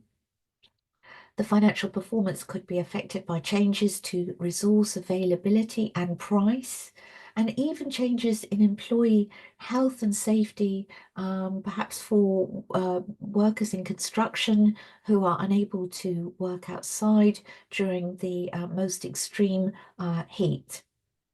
The same applies to climate opportunities in terms of the fact that we have a definition. Types of climate opportunities are defined as being able to benefit from resource efficiency, using different and lower emission sources of energy, encouraging supportive policy incentives, developing new products and services for consumers who want more sustainable products and services, gaining access to new markets, and increasing the company's resilience. And we see some examples of those in the middle, including using new technologies, enabling yourself to differentiate from your competitors. And again, these have effects on the finances in terms of cash flow, access to finance, cost of capital, perhaps changes in revenue where revenue can be increased from new product lines that serve consumers interested in more sustainable products. Let's have a look now at an example. And this is an example from NATS, which is the United Kingdom Air Navigation Service Provider, and it handles UK domestic and Atlantic air traffic control. So many of us know that the types of physical risks we've just described can really cause delays for airlines. Bad weather can affect airspace. You know, there can be diversions, congestion, turbulence, thunderstorms, all these sorts of things that affect airports and their network infrastructure. In this example, NATS has kind of analysed what the risks mean for the company in 2019. This is part of their 5-year plan. So they've both looked at the current position from 2019, where they estimate the costs of these physical risks. And they estimate how much more fuel they use, how much more carbon dioxide that they emit as a result of acute risks and impacts. In the middle panel, we see that the company is looking at the longer term effects of extreme weather. In terms of different air traffic flow management, where delays are expected to worsen and there'll be a greater output of CO2 per year. And they identify that coastal and low-lying airports are especially at increased risk of flooding and storm surge. And then they look at the outcome of some of these chronic changes in terms of the fuel they use, the CO2 they emit, the flight durations. So there are kind of positives and negatives. In that last panel, they've looked at both the risks and the opportunities. So we're going to move on to another core content area now with Bella. Thanks, Lois. Well, we will now spend some time reviewing the disclosure requirements on metrics and targets in more detail, the final core content area of the standards. Let's start with metrics. Requirements on metrics are designed to enable investors to understand the company's performance in relation to its sustainability-related risks and opportunities. Preparers shall disclose information explaining how the metrics are defined, if they are absolute or relative, if they have been validated by a third party, as well as the methodology. What is the method of calculation? What were the inputs? Are there limitations? And what assumptions are involved? Now let's move on to the second part of this category, targets. Requirements on targets are designed to enable investors to understand the targets a company has set to monitor progress towards achieving its strategic goals. Disclosures include whether they are qualitative or quantitative, and whether it's set voluntarily or by law or regulation. The metric used to set the target and to monitor progress towards its achievement. And disclosures include the baseline period from which progress is measured and the period to which the target applies. What are the milestones and the interim targets? If there have been any revisions to the target, together with an explanation about the revisions. So on this slide, there is an example. I'm going to hand over to Lois to go through the example. Yes, thank you, Bella. This is an example from ArcelorMittal's 2022 annual report. So again, a report prepared before the ISSB standards were developed. And ArcelorMittal is a multinational steel manufacturing company. And they tell us right at the beginning that they have a decarbonisation strategy. So we would expect with a decarbonisation strategy and the aim, the ambition to have a leadership position within the steel industry in terms of target setting, performance and disclosure and decarbonisation, there would be some metrics and targets to support that. And that's what this example is all about. They're linking the strategy, metrics, targets and assumptions. So we've seen the ambition to have a leadership position in steel making, net zero steel making globally by 2050. And then in the middle of the middle paragraph on the first panel, we see the exact target to do that, which is to reduce carbon emissions intensity by 25% globally and 35% in Europe by 2030. So different targets for different regions and the time frame for those targets set out here. We see the scope of the targets. So the targets cover scope 1 and 2 greenhouse gas emissions for steel and mining per tonne of crude steel. We know from the first paragraph that these targets are set out in a roadmap that the company developed in 2021 for achieving medium-term targets by 2030 and then longer term to 2050. The company also tells us the anticipated gross investment to do this, which is $10 billion. Now, in the rest of this extract, which I won't go into in detail, was the company's telling us what are the dependencies for success of their plan, including the fact that they need a supportive regulatory framework and policy making. Elsewhere in this little extract, they tell us the assumptions behind their targets and the assumptions behind their plan to deliver. There's more about this example you can find in your handout, but for now, I'll hand back to Bella. Thanks, Lois. Now let's talk about some of the climate-specific considerations for disclosures on metrics and targets. The TCFD framework included recommended disclosures, which IFRS S2 builds on and S2 as part of required disclosures. For example, S2 requires disclosure of industry-based metrics relevant to a company's business model and activities.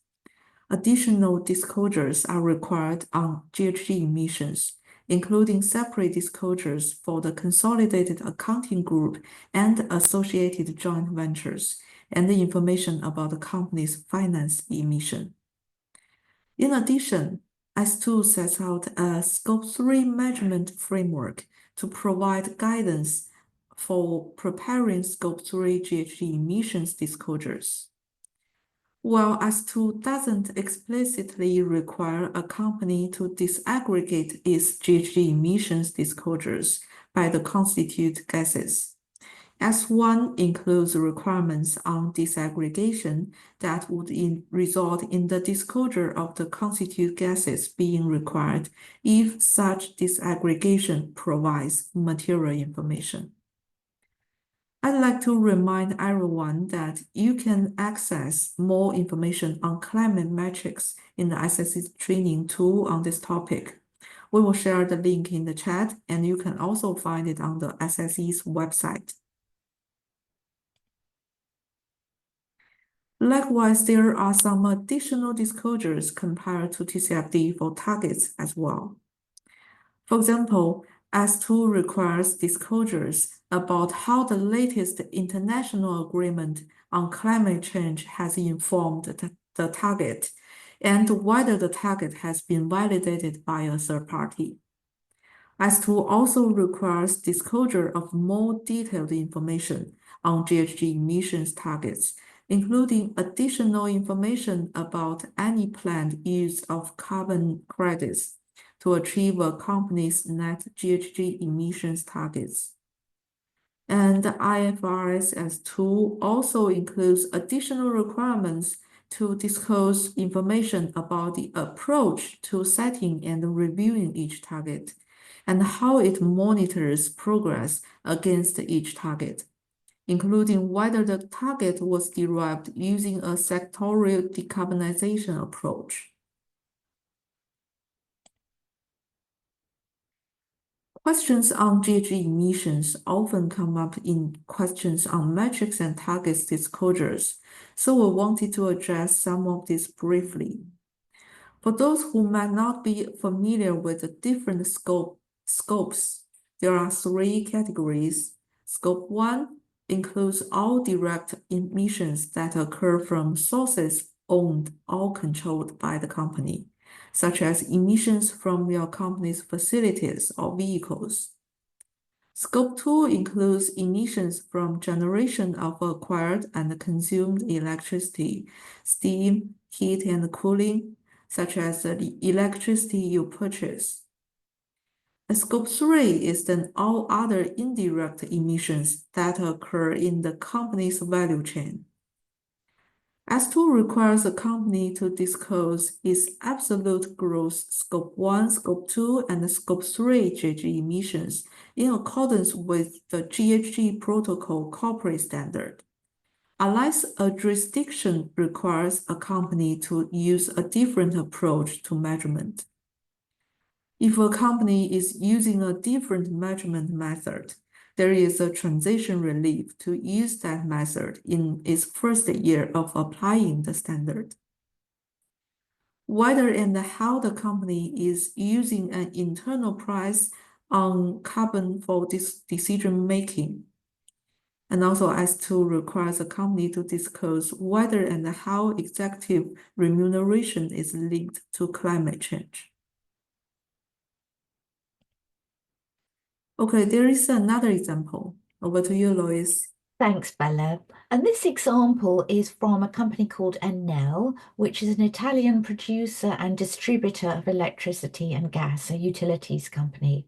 This is an example from their 2022 sustainability report, and it shows the way in which they have disaggregated, broken down, and explained their carbon footprint across Scope 1, 2, and 3 greenhouse gas emissions. So at the top of the page, you can see the company's carbon footprint has been broken down across Scope 1, Scope 2, and Scope 3 emissions, and then we have the total at the end. Well, they also include details of the previous year's emissions. So you can see the trend analysis from 2021 in the pale green panel to 2022 in the dark green panel.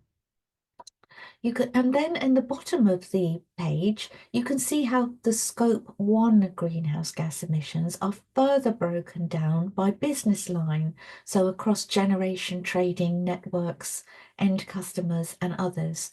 And the green bars tell you immediately that the main source of Scope 1 greenhouse gas emissions come from generation from thermal sources, from the combustion of fuels in generation activities.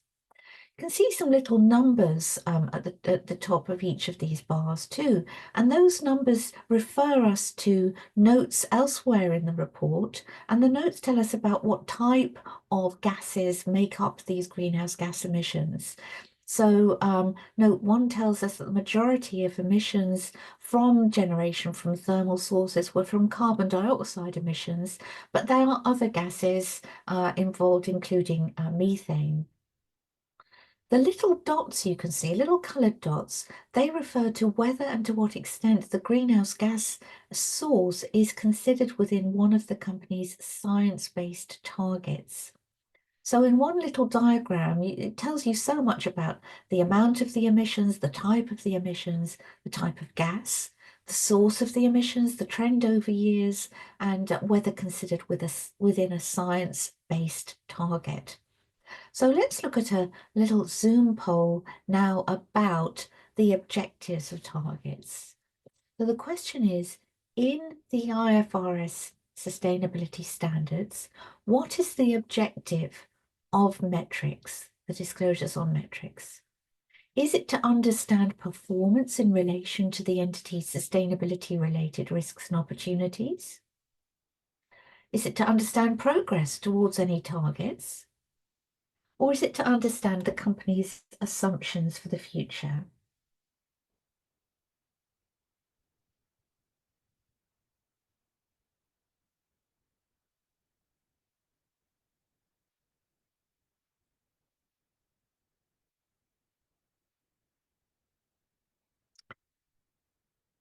Lovely to see so many of you participating so quickly. Just give you a moment to think about this. Right, yeah, we've got well over 50% participation, so I'm going to end the poll and share the results here. Now, most of you answered A and B, and which means that most of you were correct, so well done for that.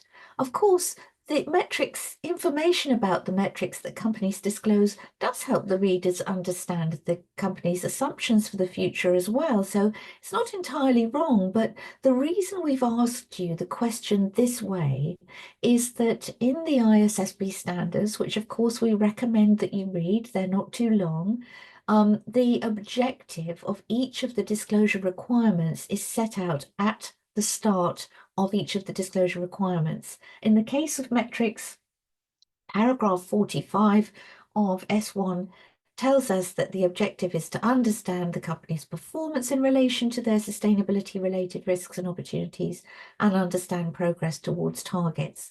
So if you're trying to think about exactly what to disclose, it's a good idea to start with understanding what the objective of each of the disclosure requirements is. So well done. You had that right, though. A and B were correct. We're going to move on now to look at the next section of the Align module. This is it. We're actually going to look at what the additional disclosures component, which is where we think about, well, yes, if we make the ISSB disclosures as required, that's great. But what if we're required to make other types of disclosures to meet regulatory requirements, or because we want to respond to other stakeholders, or indeed, we simply want to communicate management's objectives for disclosure? So these additional disclosures effectively build on the baseline as we discussed earlier. So companies may already disclose against voluntary or mandatory standards. They want to continue doing that. So these could be local requirements such as listing requirements, jurisdiction-specific requirements. They could be disclosures that are to do with policy objectives. So governments may offer incentives like tax cuts or subsidies to encourage sustainable practices, or they may also have disincentives where activities are counter to national objectives on sustainability, and disclosures may be required to support those.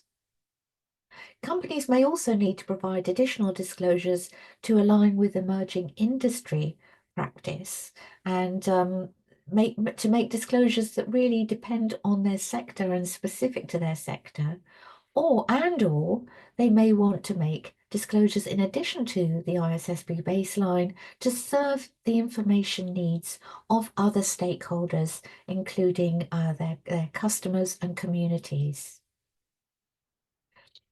So some of you have been asking in the questions in the chat, well, how do the standards get adopted through the appropriate processes in each country or region?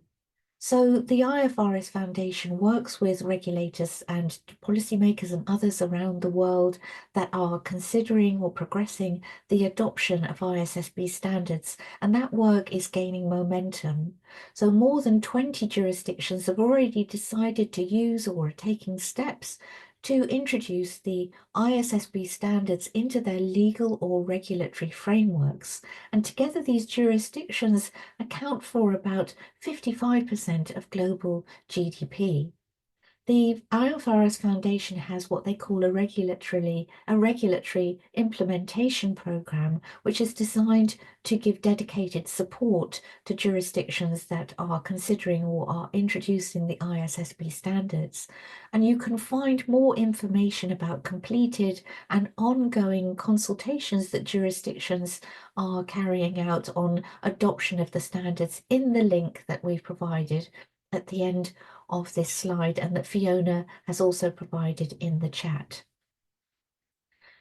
So as we saw in the slide earlier, where we saw all the arrows supporting pointing towards the IFRS Foundation, what the organisations are aiming for is both harmony, simplicity, and interoperability, which means that different standards can be used together to support sustainability disclosure more generally. And this is just a list of some of the activity that is taking place to support that interoperability. So as we saw earlier, CDP's aligned its climate questionnaire with IFRS S2. As Bella explained, when calculating greenhouse gas emissions, the IFRS S2 says that the greenhouse gas protocol must be used for that measurement unless other specific requirements have been imposed by law or regulation. So to support the use of the greenhouse gas protocol, the ISSB is actively involved in relevant governance arrangements with the GHG protocol team and in updates to the GHG protocol corporate standard. We'll talk more about this in a moment, but ISSB is working very closely with GRI. It's taken over the disclosure-specific work of the Transition Plan Task Force. And in its work plan, the ISSB has announced that it's researching development of standards on nature, biodiversity, ecosystems, and ecosystem services, and will very much be looking at the recommendations of the Task Force on Nature-related Financial Disclosure to inform that research and that work. As I just mentioned, the ISSB and GRI work very closely together.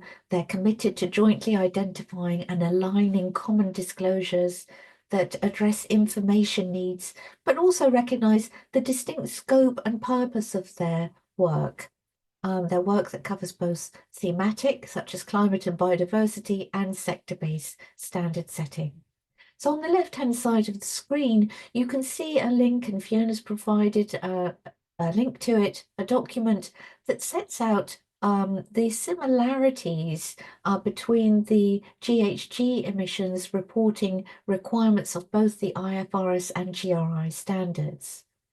The GRI and ISSB are collaborating to deliver full interoperability, and they're starting with a GRI standard 101, their biodiversity standard, and that will inform the project ISSB is just working on, which I mentioned, on biodiversity, ecosystems and ecosystem services. And the IFRS Foundation is a convening partner of GRI's Sustainability Innovation Lab in Singapore. Now, as many of you know, in Europe, we have the Corporate Sustainability Reporting Directive, the CSRD, which requires companies within scope, and that does include some companies outside Europe, to produce corporate sustainability information. The standards for producing that information are in European Sustainability Reporting Standards, known as ISRS, and they cover a wider range of information than just for investors. They also are for wider stakeholders. So the simple message to take from this slide is that, again, the IFRS Foundation is working with the European Commission and the associated standard setter to ensure as much interoperability between the two standards as possible. They've already produced a piece of guidance showing a high degree of alignment on climate-related disclosures, and there's a link to that guidance at the bottom of the screen there. So again, a picture of alignment, harmonization, interoperability to the extent possible within the objectives of each of the organizations. Now, some of you we saw earlier, are already using integrated reporting. And the integrated reporting framework remains an important complementary tool to IFRS S2 because it helps companies provide a more holistic view of the value creation process it has and a more complete picture of how value is created over time. So what we see on the left-hand side of the screen here is a picture of a document that has been produced, which is a guide to getting started on using integrated reporting to support your ISSB disclosures, and it includes dedicated frequently asked questions on the subject and a mapping tool. I think the most important thing to say about integrated reporting, though, is that it's supported by integrated thinking, which enhances the quality of a company's corporate governance and really supports this more holistic view of what the sustainability disclosures mean in the context of all of the company's other disclosures as well, a truly integrated view. So let's now look at another Zoom poll. So when you're considering your company's disclosure objectives, should they take account of the ISSB standards only, the ISSB standards and regulatory requirements, just regulatory requirements, or all of the above and other sources of guidance?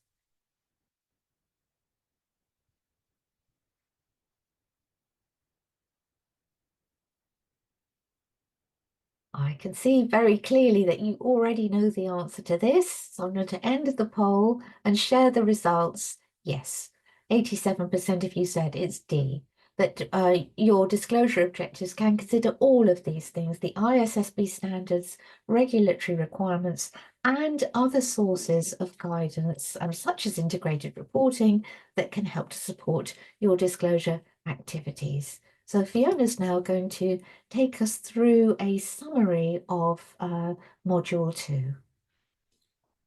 Thanks, Lois. That's great. So yes, as we wrap up this module, we're just going to take a moment to remind ourselves on what we've learnt. So we reviewed all of those 4 content areas of the ISSB standards. So governance, strategy, risk management, and metrics and targets. But an important thing to remember is that these don't operate in silos. We saw in the examples that despite those 4 separate categories of disclosure, in practice, the information is very much interconnected. And as Lois said, integrated thinking is a really key underlying factor in all of this. We also talked about how your disclosure might go beyond the requirements of S1 and S2. So, for example, to meet the needs of different stakeholders or to meet regulatory requirements in certain jurisdictions or industry standards as well. And what's important to remember when you're doing this is that the ISSB standards have been purposefully developed to act as a baseline. And so the building blocks approach then allows report preparers to add additional disclosures on top.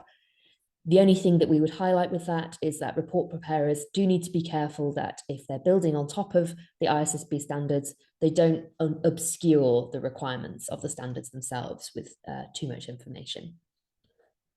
So that just gives us a little bit of a summary. And as I've shared in the chat, we're now going to be heading back into Menti for our next exercise. And I see some of you are there already, so that's great. And what we'd like to have a little reflect on now is what are the tools that you can use to identify the gaps in your current disclosures? So thinking around, we've talked about conducting a gap analysis and thinking about how you enhance your reporting, but what are maybe the practical tools that you'll be using to do that? What resources and capabilities can you draw upon to support you? So I will share the Menti with you again now so we can see those answers coming in. Okay, so lots of responses already, which is great to see. So we have combining the tools and methods ranging from gap analysis frameworks and materiality mapping to sustainability reporting software and third-party audit. Yeah, so thinking in quite a connected way there by the sounds of it. And as you say, no one method necessarily, but thinking about the suite of tools and perhaps other consultants and parties as well that will help us. So gap analysis, using disclosure checklists, exactly. So we have some links to those within our resources that we share with you that could be very helpful. Conducting scenario analysis, yes, exactly, on the climate front. Getting that disclosure ready on the climate risks and opportunities and your resilience is very much underpinned by scenario analysis. Thinking about materiality assessment, yes, exactly. So ensuring that you set yourself that clear definition of materiality aligned to the discussion that we've had in this meeting about materiality for the investor audience, and making sure that you're clear on which of your risks and opportunities are material in that investor and financial lens. Comparing your current disclosure versus baseline requirements. Yes, exactly. So making sure that you've got a good comparison and you understand where those gaps are, as we have here, benchmarking against your peers. External assurance and audit is coming up a little bit. So I think exactly that can be a really helpful way to frame it. It obviously can be a little bit scary to get an auditor to look at something when you know that you have challenges, but there's no better way to quickly get to the root of what the gaps are and what their recommendations would be than by having them do that audit. So often the auditors as well will do a form of readiness assurance as well, if you're perhaps at an earlier point, which is really focused on helping you build the right control environment to prepare your reporting. So engaging external experts as well, exactly. So perhaps getting support from a consultant who's working with other organizations on this is always helpful to get their perspective. Stakeholder engagement, yes. So, getting that view from your existing stakeholders and users of your reporting, particularly your investors, as we'd highlight, is a really good way to get feedback and understand, what are they expecting to see. Brilliant. Lots of really great answers in here. Thanks, everyone, for taking the time to contribute so well. I see some common answers. I'm just having a little look, see if we can see anything we haven't seen so far. So simplifying the requirements all in one place with real world examples. Yes, exactly. As we've talked about today, I think when you're sharing with your colleagues what you're trying to do here and what you're aiming for, bringing examples to them can be super helpful to do that. And particularly, I guess, looking at peers that your organization would typically compare itself to strategically with your leadership can often be valuable, so that they know that actually X competitor is already disclosing these risks, and we're in good company if we do that. It's not something that will potentially be new in that sense. Okay, lots of good ideas. So SWOT analysis, gathering all of your manuals and policies in one place. Yes. using the IFRS resources alongside government investors and stakeholders. Brilliant, lots of good thoughts. Using your internal risk registers, definitely. Looking at materiality again, consultants, excellent. And the checklists, as we said, or maybe pestle analysis as well.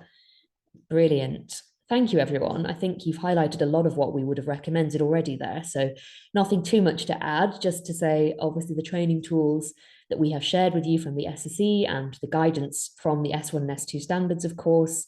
And just to highlight as well that if you have already been doing any TCFD reporting, for example, then actually that structure that you've set in place for TCFD of governance, strategy, risk management, and metrics and targets is exactly the structure you'll need to follow across all topics now for the ISSB standards. So if that is already there, then that is a great foundation to use to broaden out for other topics. But using that structure to your thinking internally as well is likely to be very helpful. Okay, well, thank you everyone again for taking the time to share there. We really do appreciate getting your perspective on these things. So I will just move us back into the presentation and then I'll hand us back to Lois for the next segment.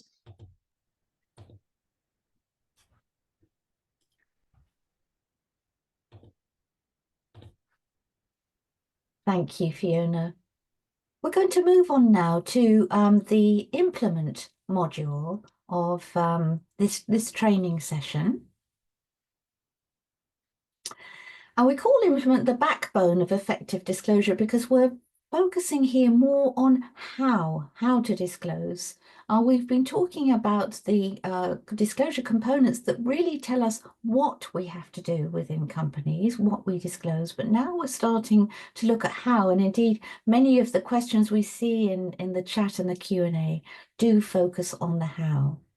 We've got three sub-modules here. I'm going to start with the first one, which is identify. And this is about how to identify sustainability-related risks and opportunities and how to decide what to disclose about those risks and opportunities when you've identified them.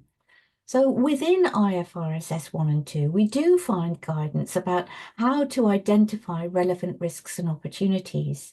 IFRS S1 asks companies to provide material information on all sustainability-related risks and opportunities that could reasonably be expected to affect the company's prospects.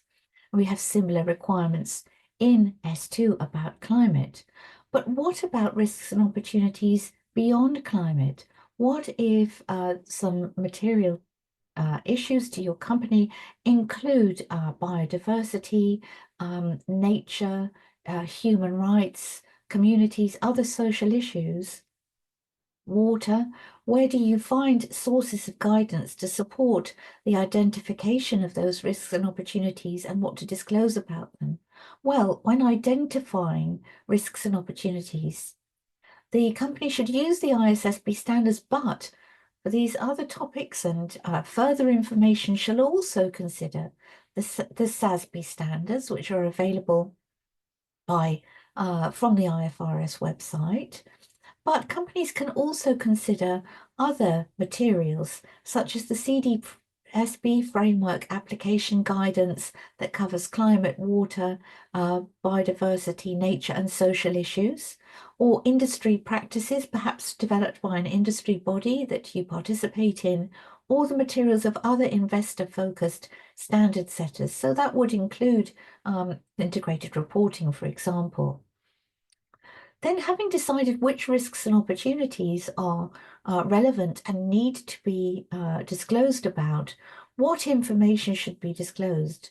And again, S1 says that a company shall consider the ISSB standards because they give disclosure topics and disclosure metrics particular to certain industries.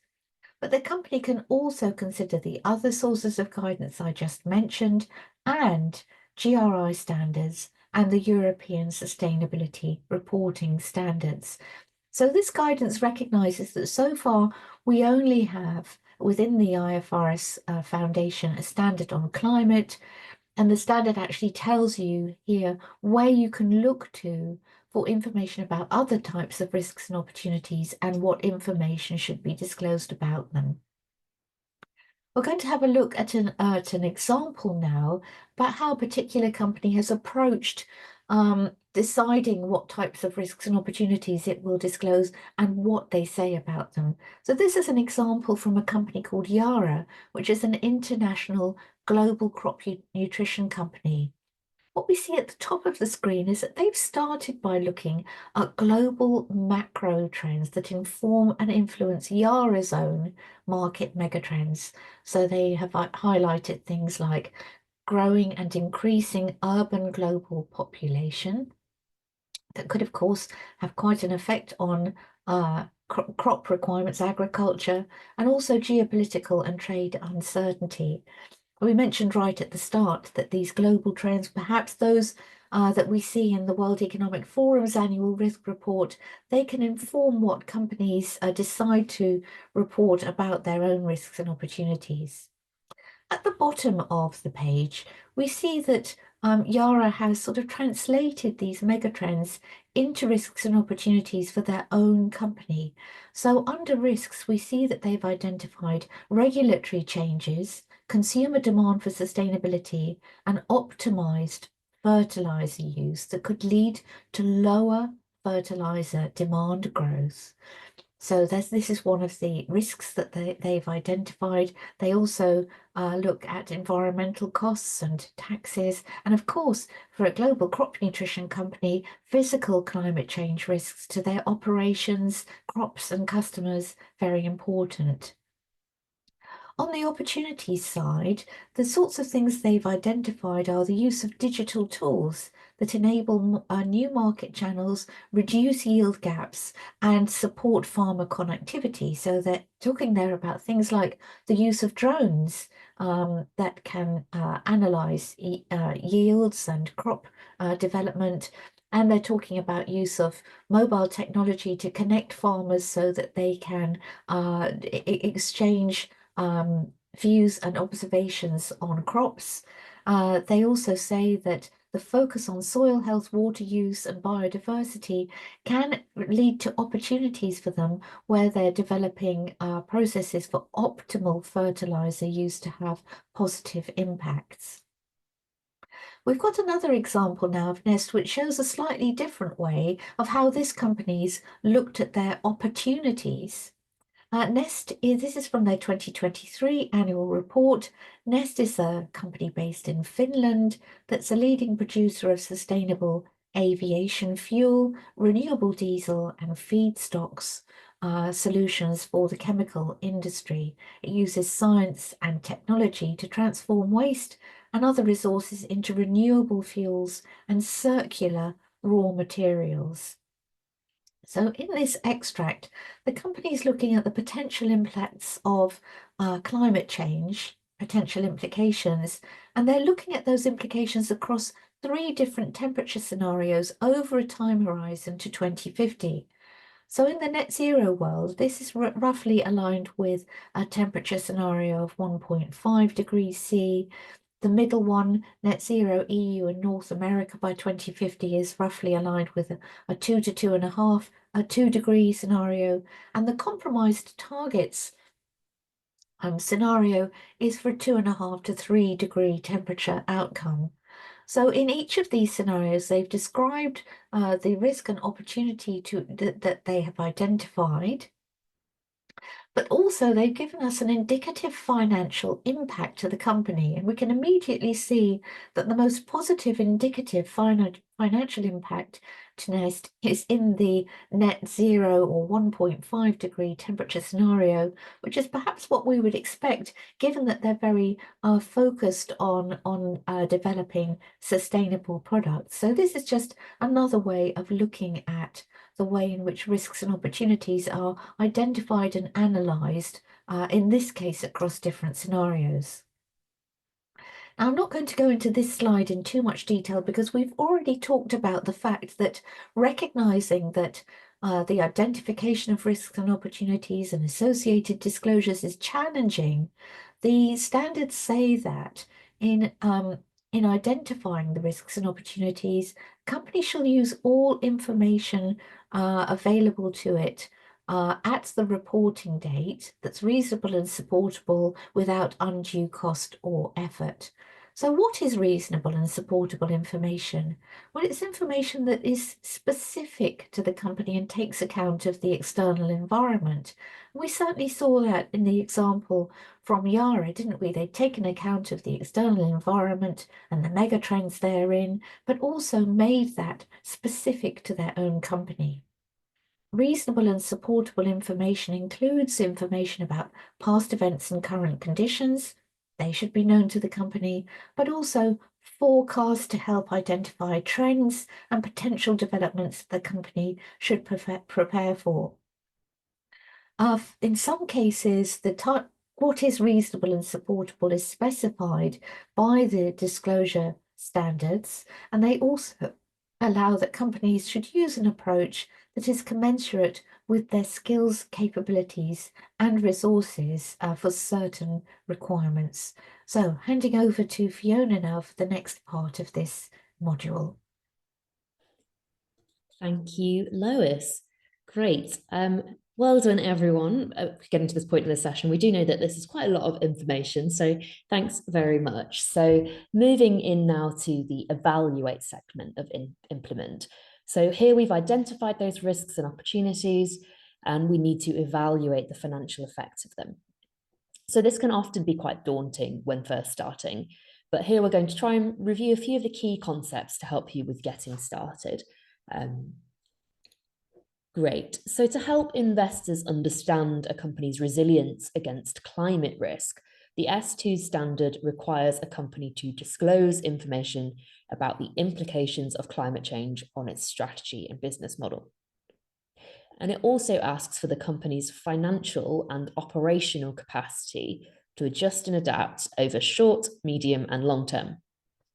So for example, you might test your company's resilience to a new regulation to limit certain high emissions activities, or perhaps your ability to respond to changing crop yields due to more frequent heat waves. So to do this, we're going to be using scenarios based on climate science and analysing how these scenarios will lead to effects for the company.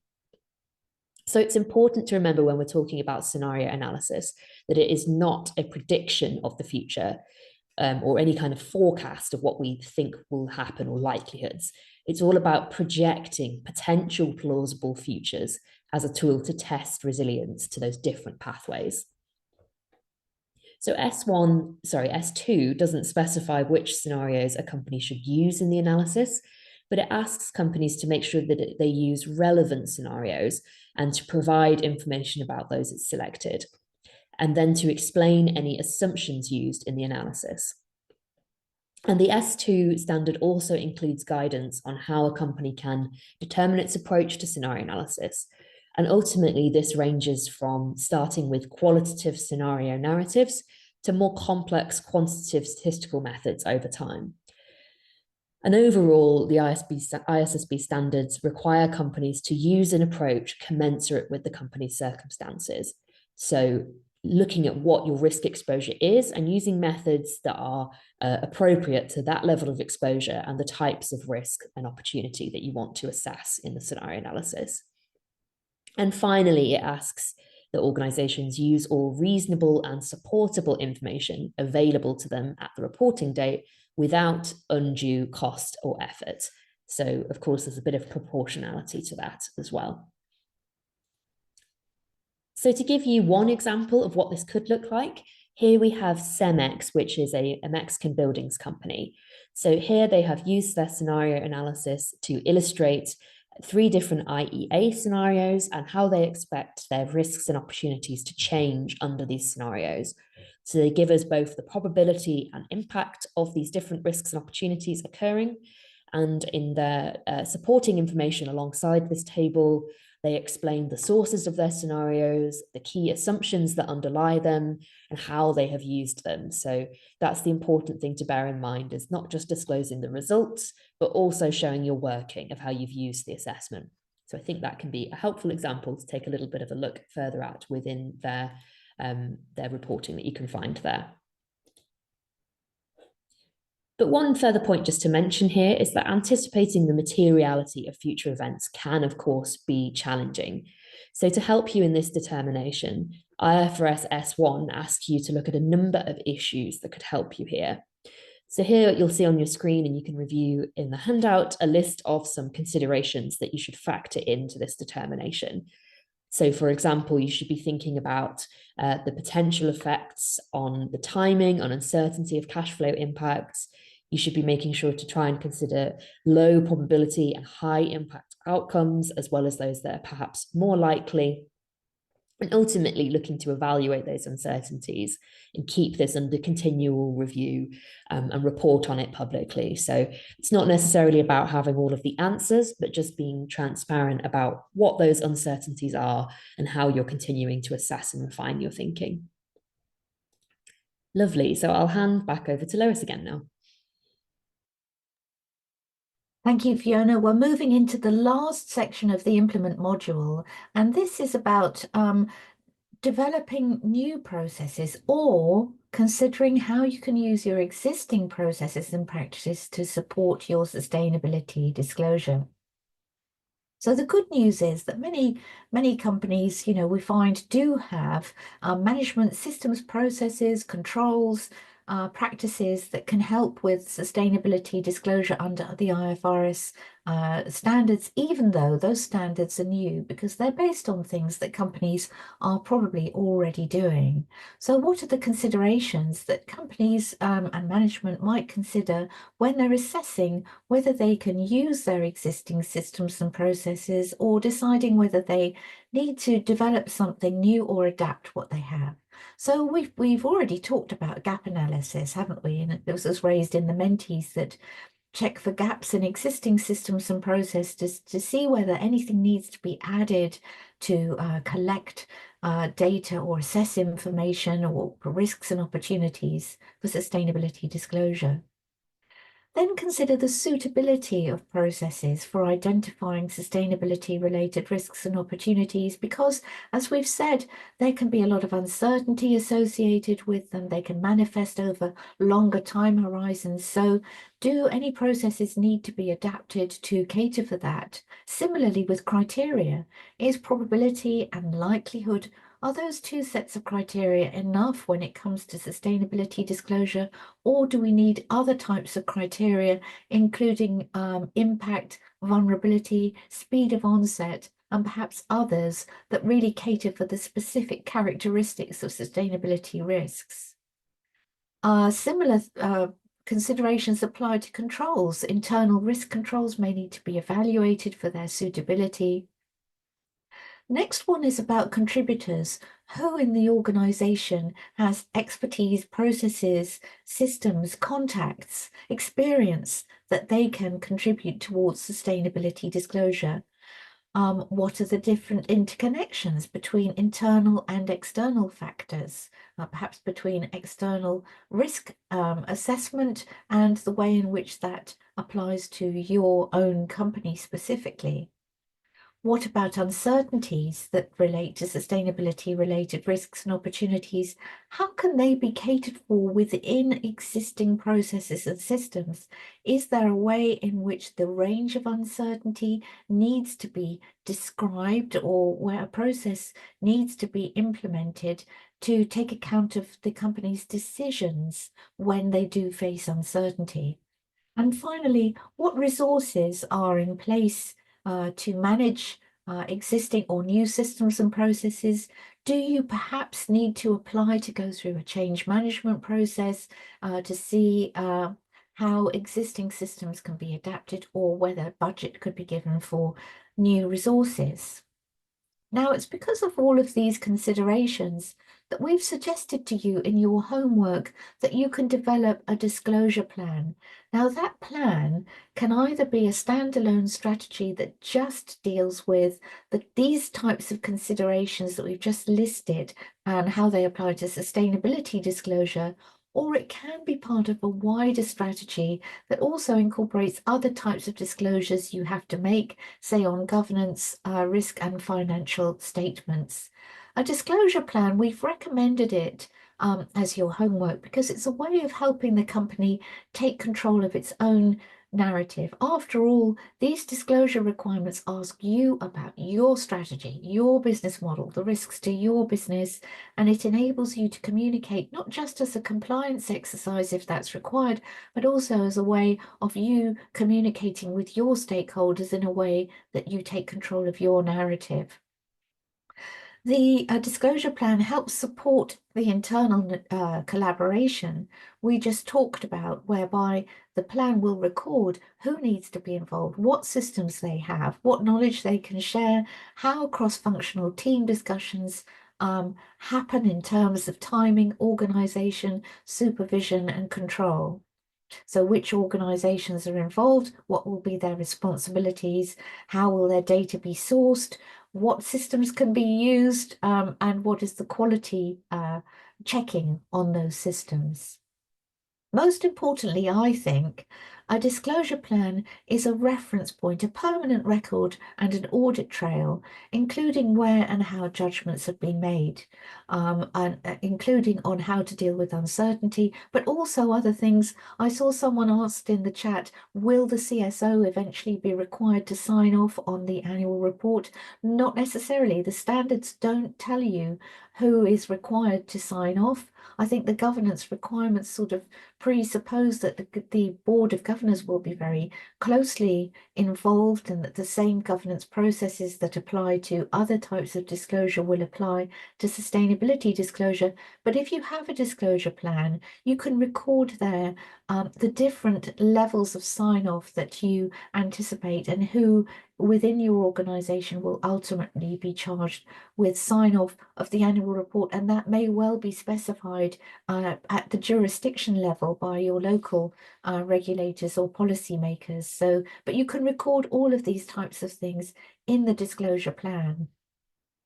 We've got an example now from Hammerson, from their ESG data book in 2022. Hammerson is a British property developer, and we're finding that lots of companies are calling their disclosure plan a data book or something similar. And really what it does is it sets out the basis of reporting. So that's what you see Hammerson saying here. This sets out the basis under which we report on environmental and social impacts of our business activity. It tells us what period is covered by the report, the approach and scope to data collection and verification, where information can be found, what standards were used. So we can see at the bottom of the right-hand panel, the company's been using GRI standards, but also standards that are particular to the property development industry. So we also see what boundary, what types of, which entities within the organization are included within the report, and what methodologies have been used. So let's have a look now at a Zoom poll that really focuses in on disclosure plans now. You can only select one answer, yes or no. So the question is a disclosure plan required by the IFRS sustainability disclosure standards? The answers are yes, you must disclose your plan, or no, but it's a very helpful tool. So we give you a moment to think about that.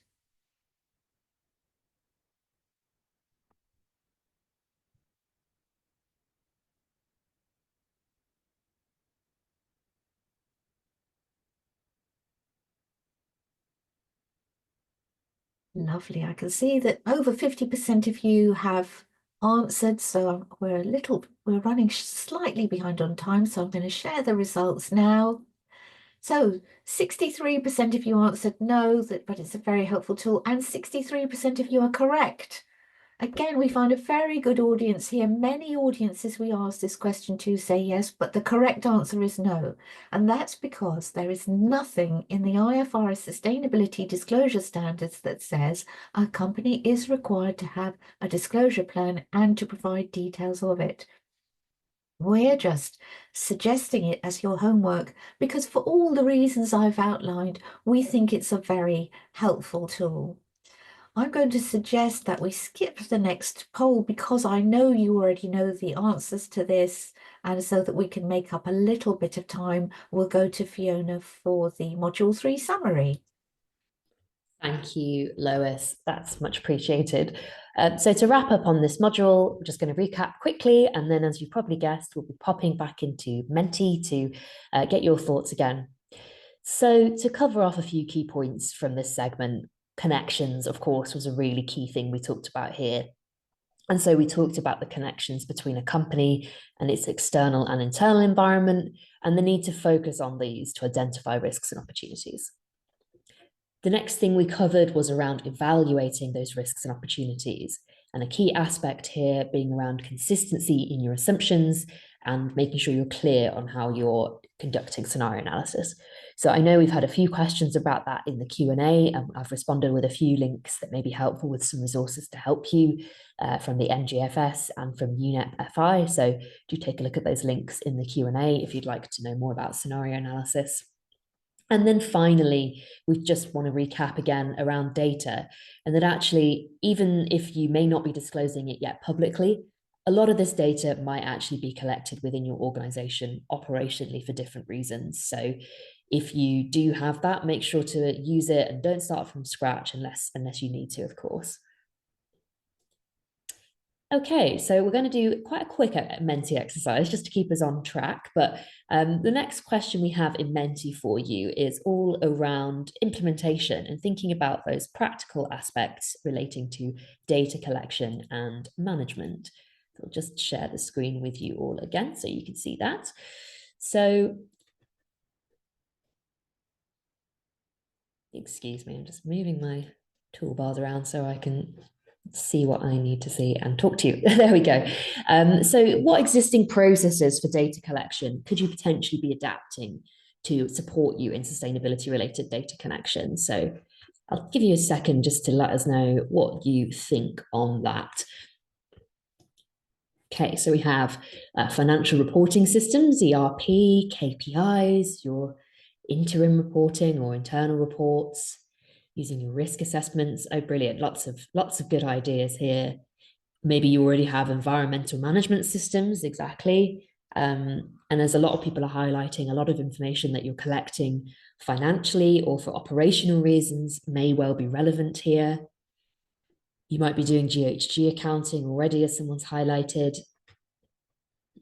You might need to look at customizing and getting a sustainability reporting system potentially if you can't adapt your existing systems, which is okay as well. Maybe your reporting to regulatory bodies has been highlighted here already. You might have customer data, exactly. So information that you already report for customer related purposes or stakeholders. Perhaps you already have scorecards.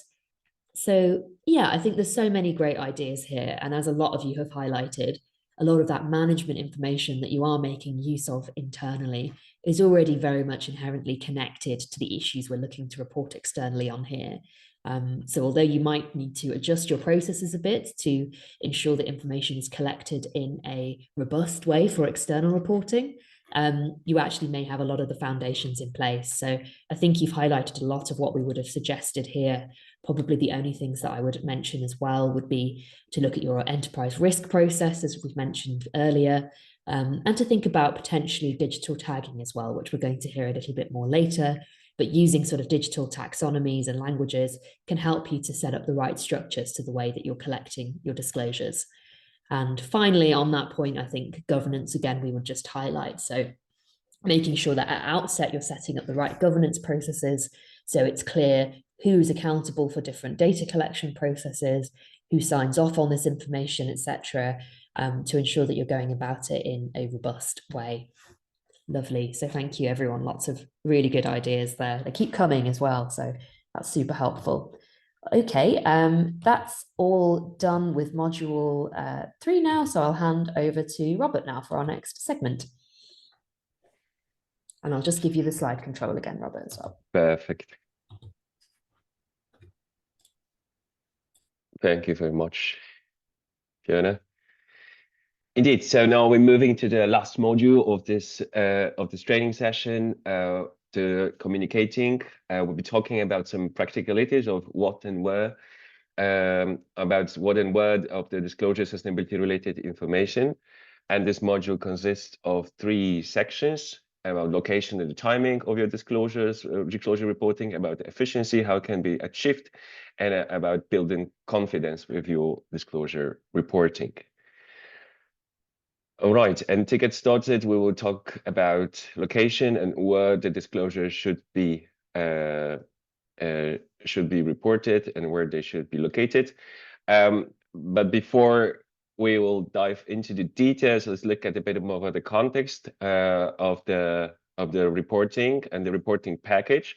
So on one hand side, we have the IFRS, FASB and IFRS for the accounting and the investor-focused information.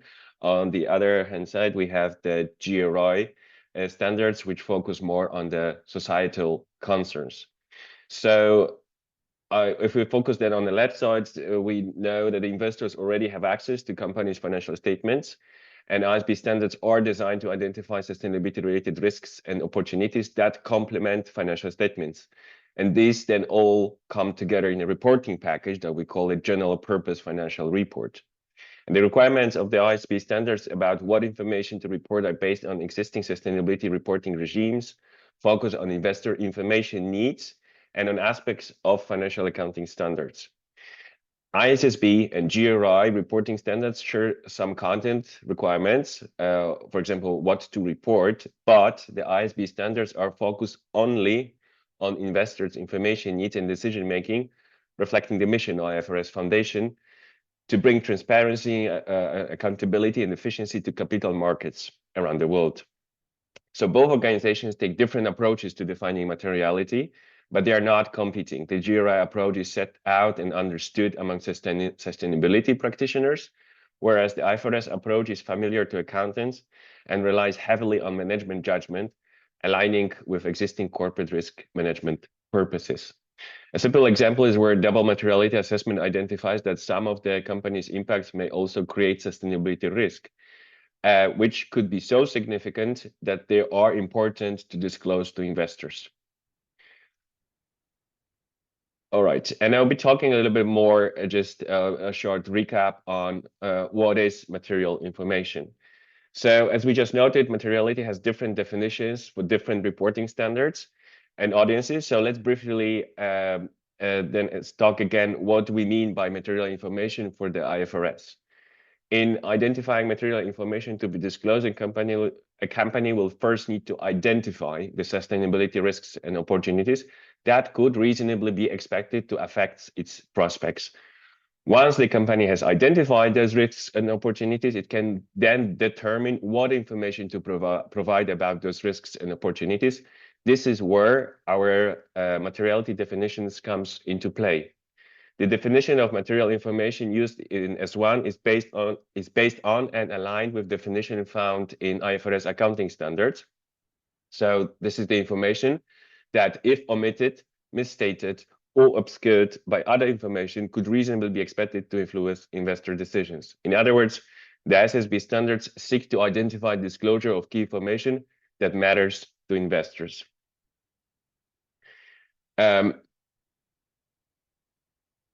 And investors have asked for disclosures of material information, and the ISSB standards have been designed to help you gather and disclose it.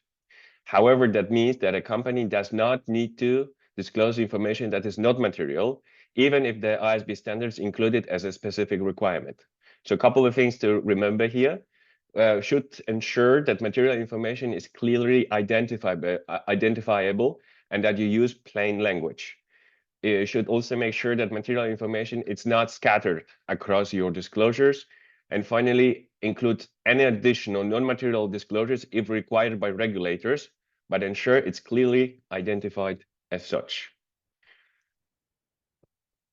All right, and to then check your understanding, we'll have another poll, and that should pop up already. So information should be disclosed in the annual report when applying ISSB standards if, and you should select all the answers which are correct here.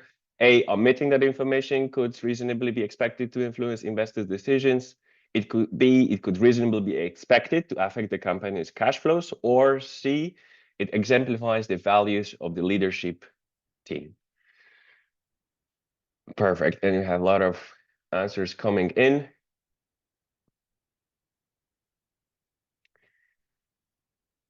And indeed, it looks good. I will then end the poll right now. Yes, indeed. Most of you answered correctly. So the disclosed information or the information should be disclosed only in case the omitting information could reasonably be expected to influence investor decisions or can affect the company's cash flows. It's not about the values of the leadership team. So the answers A and B are correct. C is incorrect.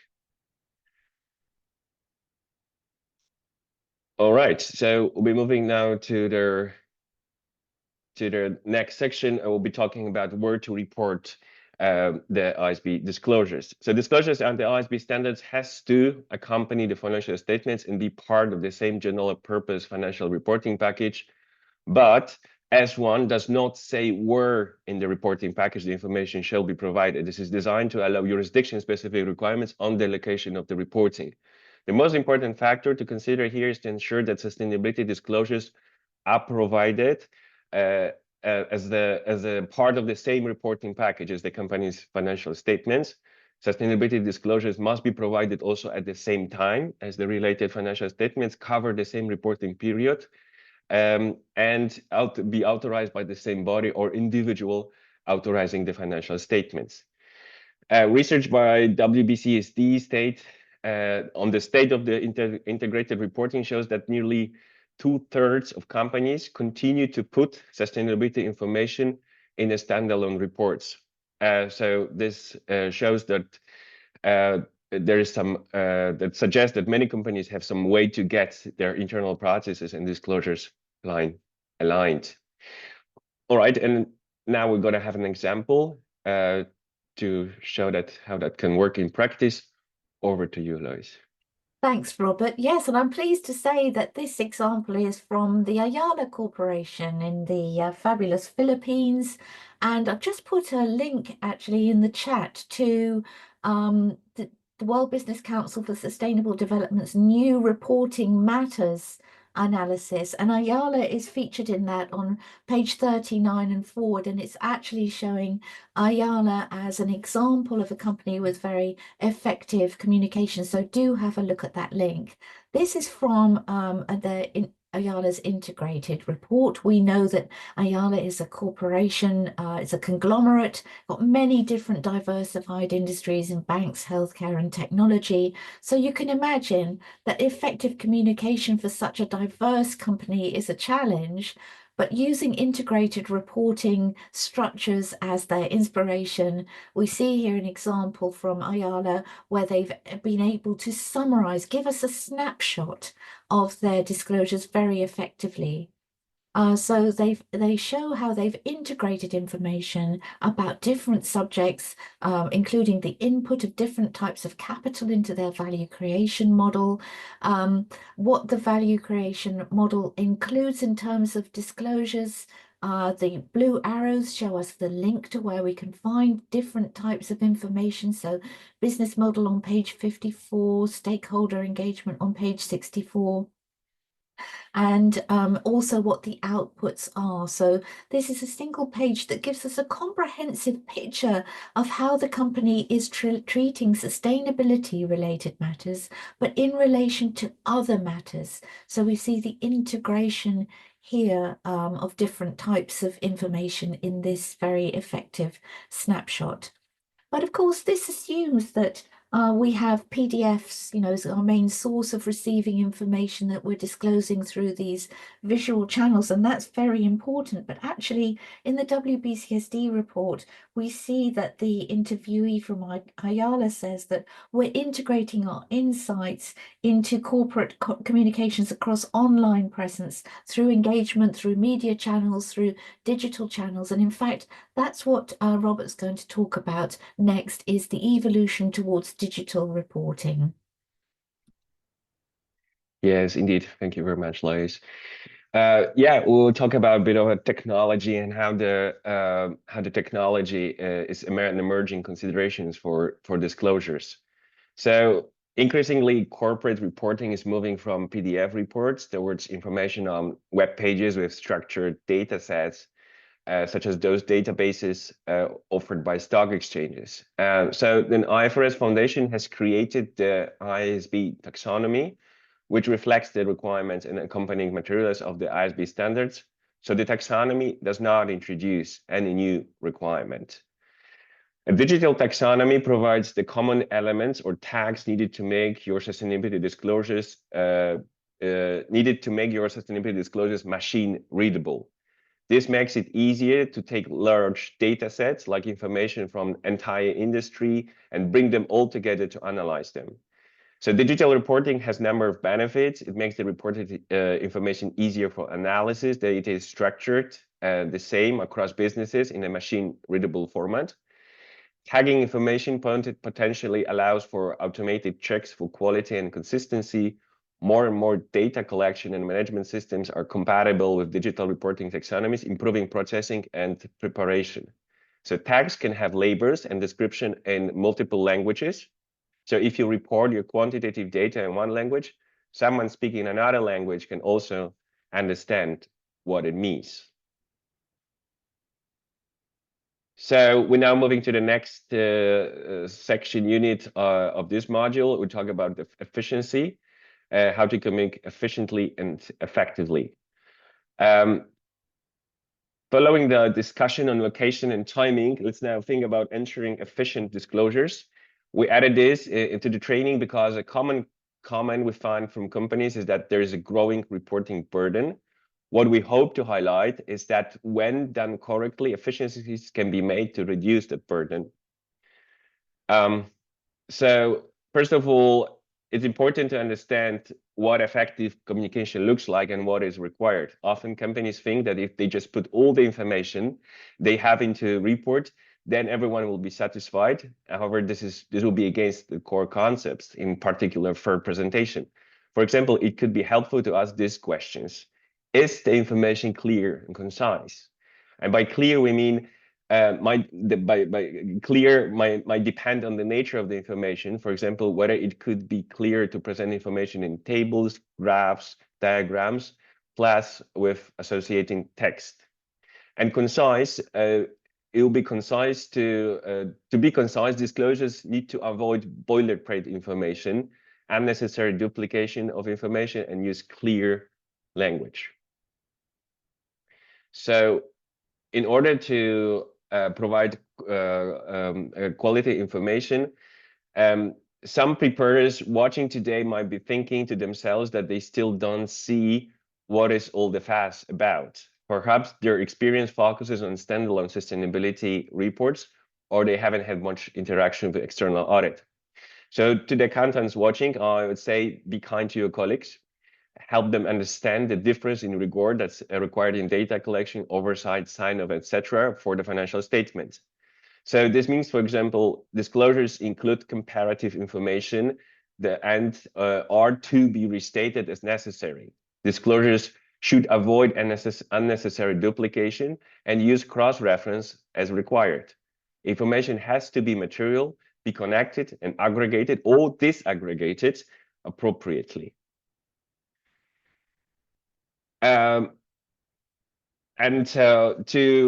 To communicate effectively, it's also useful to use cross-referencing. And as you may have already noticed, there may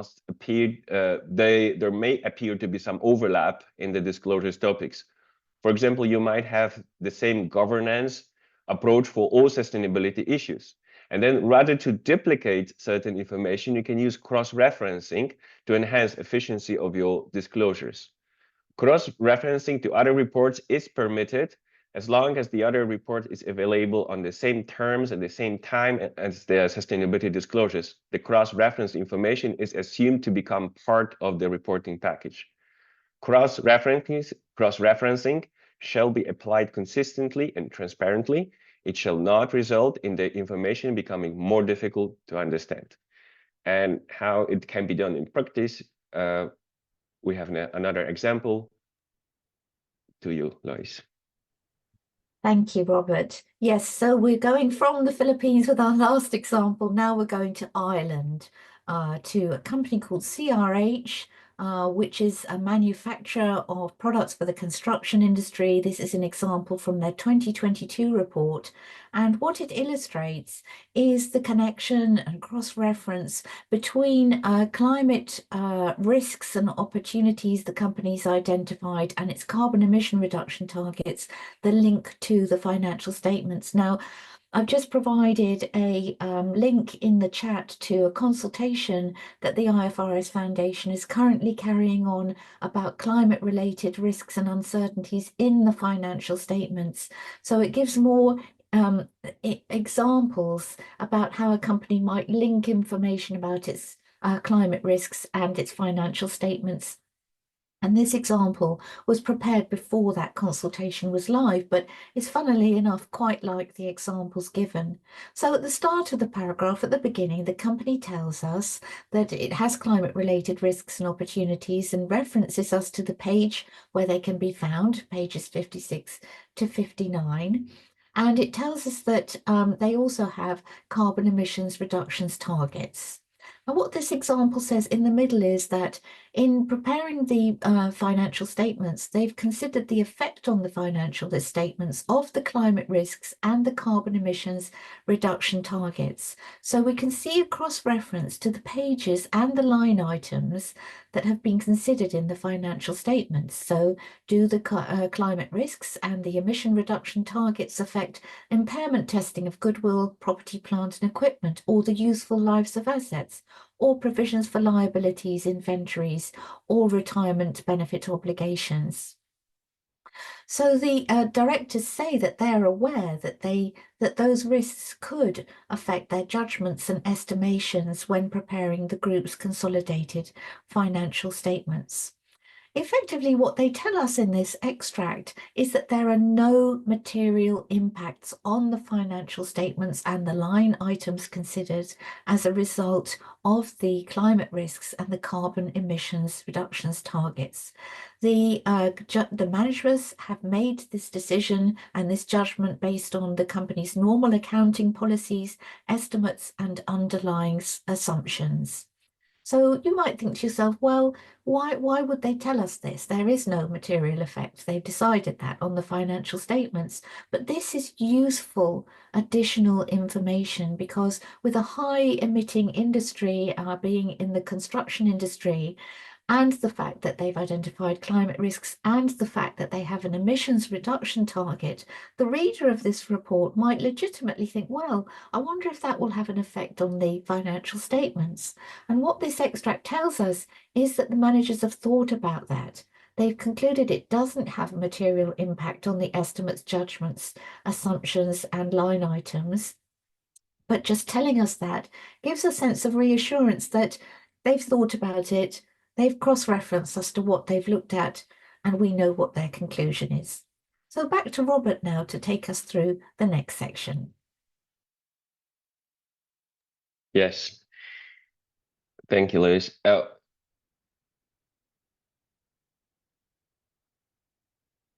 can't see the slides at the moment.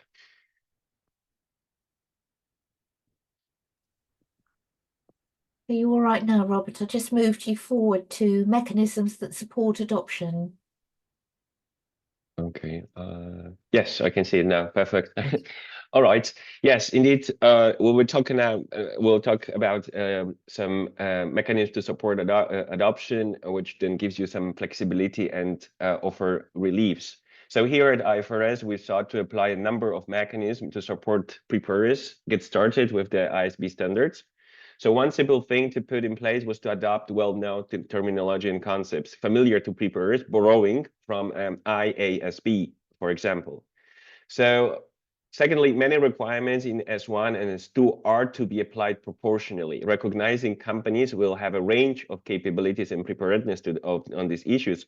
For example, qualitative scenario analysis is permitted, and you will see the phrase all reasonable and supportable information at the reporting date without undue cost or effort, or commensurate with skills and capabilities and resources in a number of places. So this is to give you the flexibility that it should not then stretch your efforts in the company, but the IFRS just supports this this notion. So on the there are also a number of reliefs for the first year of application, and these include companies being able to limit disclosures to climate in year 1 and begin reporting on their other sustainability-related risks and opportunities in year 2. Companies may also be able to provide annual sustainability-related financial disclosures with their next half-year reporting, rather than at the same time as the financial statements. And finally, companies not needing to provide disclosures about Scope 3 greenhouse gas emissions apply the Greenhouse Gas Protocol corporate standards to measure emissions if they are already using a different measurement approach or provide comparative information in their first year of reporting using S1 or S2. Another relief allows companies to include greenhouse gas emissions information obtained from companies in the value chain with a different reporting cycle. We've already mentioned a number of other sources of guidance and resources, including ISSB standards, CDSB framework application guidance, among many others.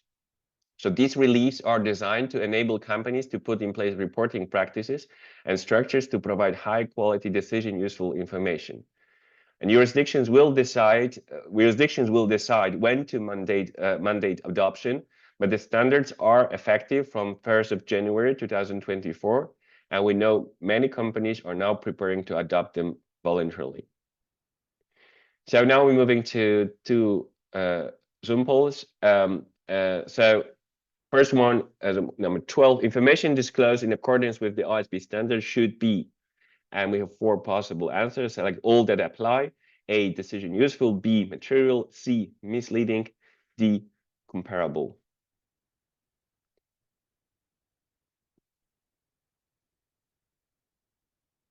Great. And we see a lot of answers coming in. It looks good. We're a bit of a short of a time, so I would then end the poll. Indeed, you are correct.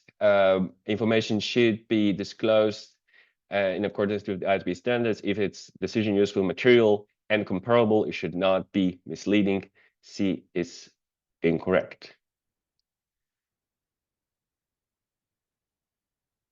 In the next Zoom poll, we'll ask the questions. Information is decision useful if it's A, relevant and faithfully represent what it purports to represent, comparable, C, verifiable, D, timely, and E, understandable.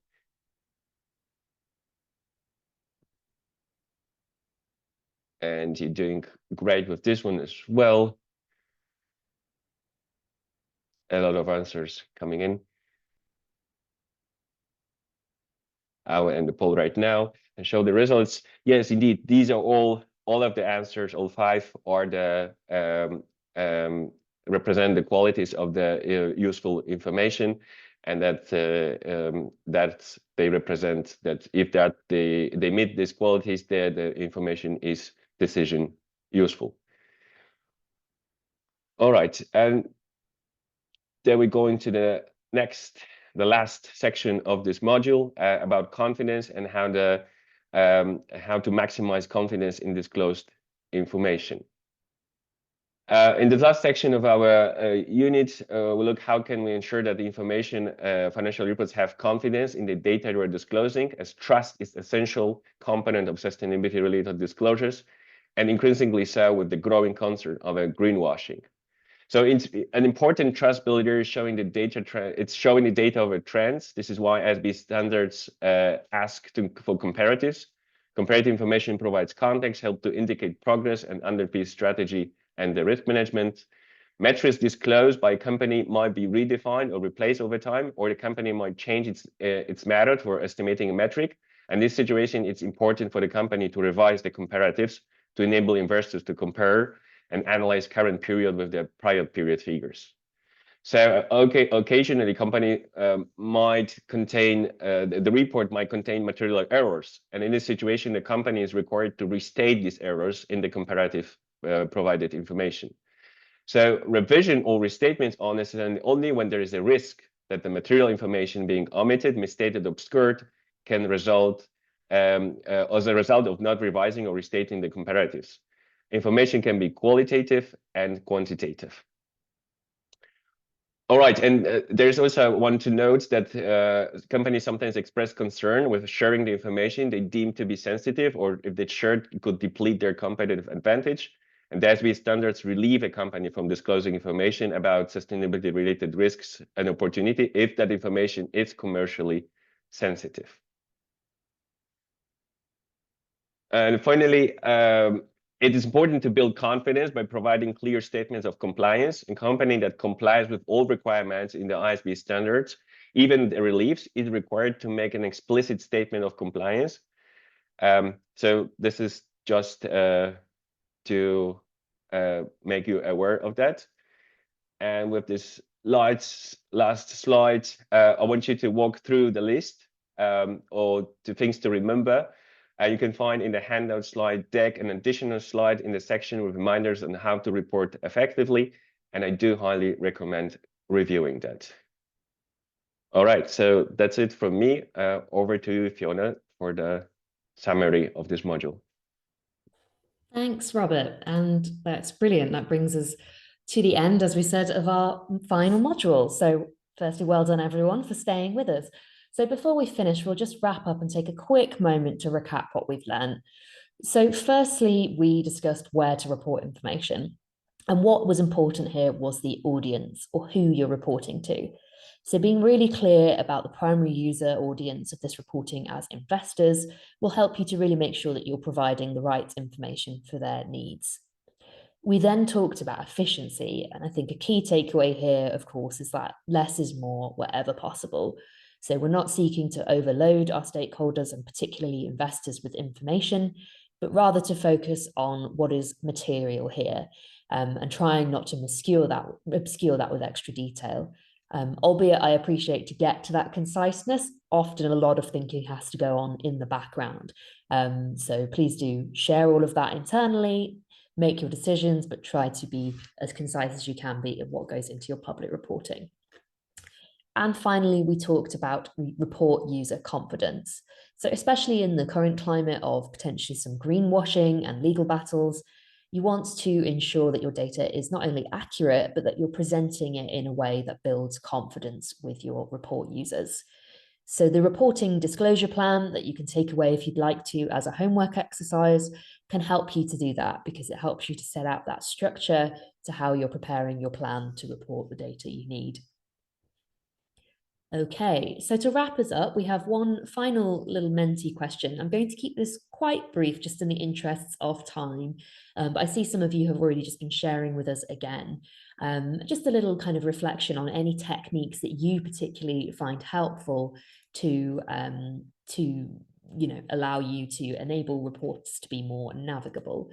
So I'll just get that up quickly and we'll just flash up a few responses. So I see some answers here around summarizing key points, using a table of contents, using graphs and visuals, infographics perhaps, checklists, visual representation, concise but complete. Yes, forever the balancing act we have to strike here. Maybe using Power BI to help you with those dashboards. Lots of good thoughts here. Graphs, hyperlinks, exactly, cross-referencing tables, lots of good tools there that you're already thinking of that will help you. I think you've highlighted a lot of what we would recommend here, but we'd just as well remind you again of what Robert was covering earlier around digital reporting too, and making use of digital reporting taxonomies that can help you to structure the information in a user-friendly way. Okay, that's brilliant. So I'll just take us through some very quick mentees just to get your reflections now as we wrap up the session. So here we just want to get a sense from you of how well you think we did in this training. Did we help you to really improve your understanding on those areas that we set out to at the start of the session?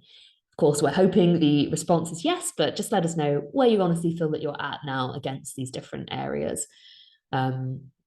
Excellent. So I see the responses so far tend to be coming back that we've shifted up the scale a little bit there in terms of comfort on these areas. So that's really useful to get a sense of.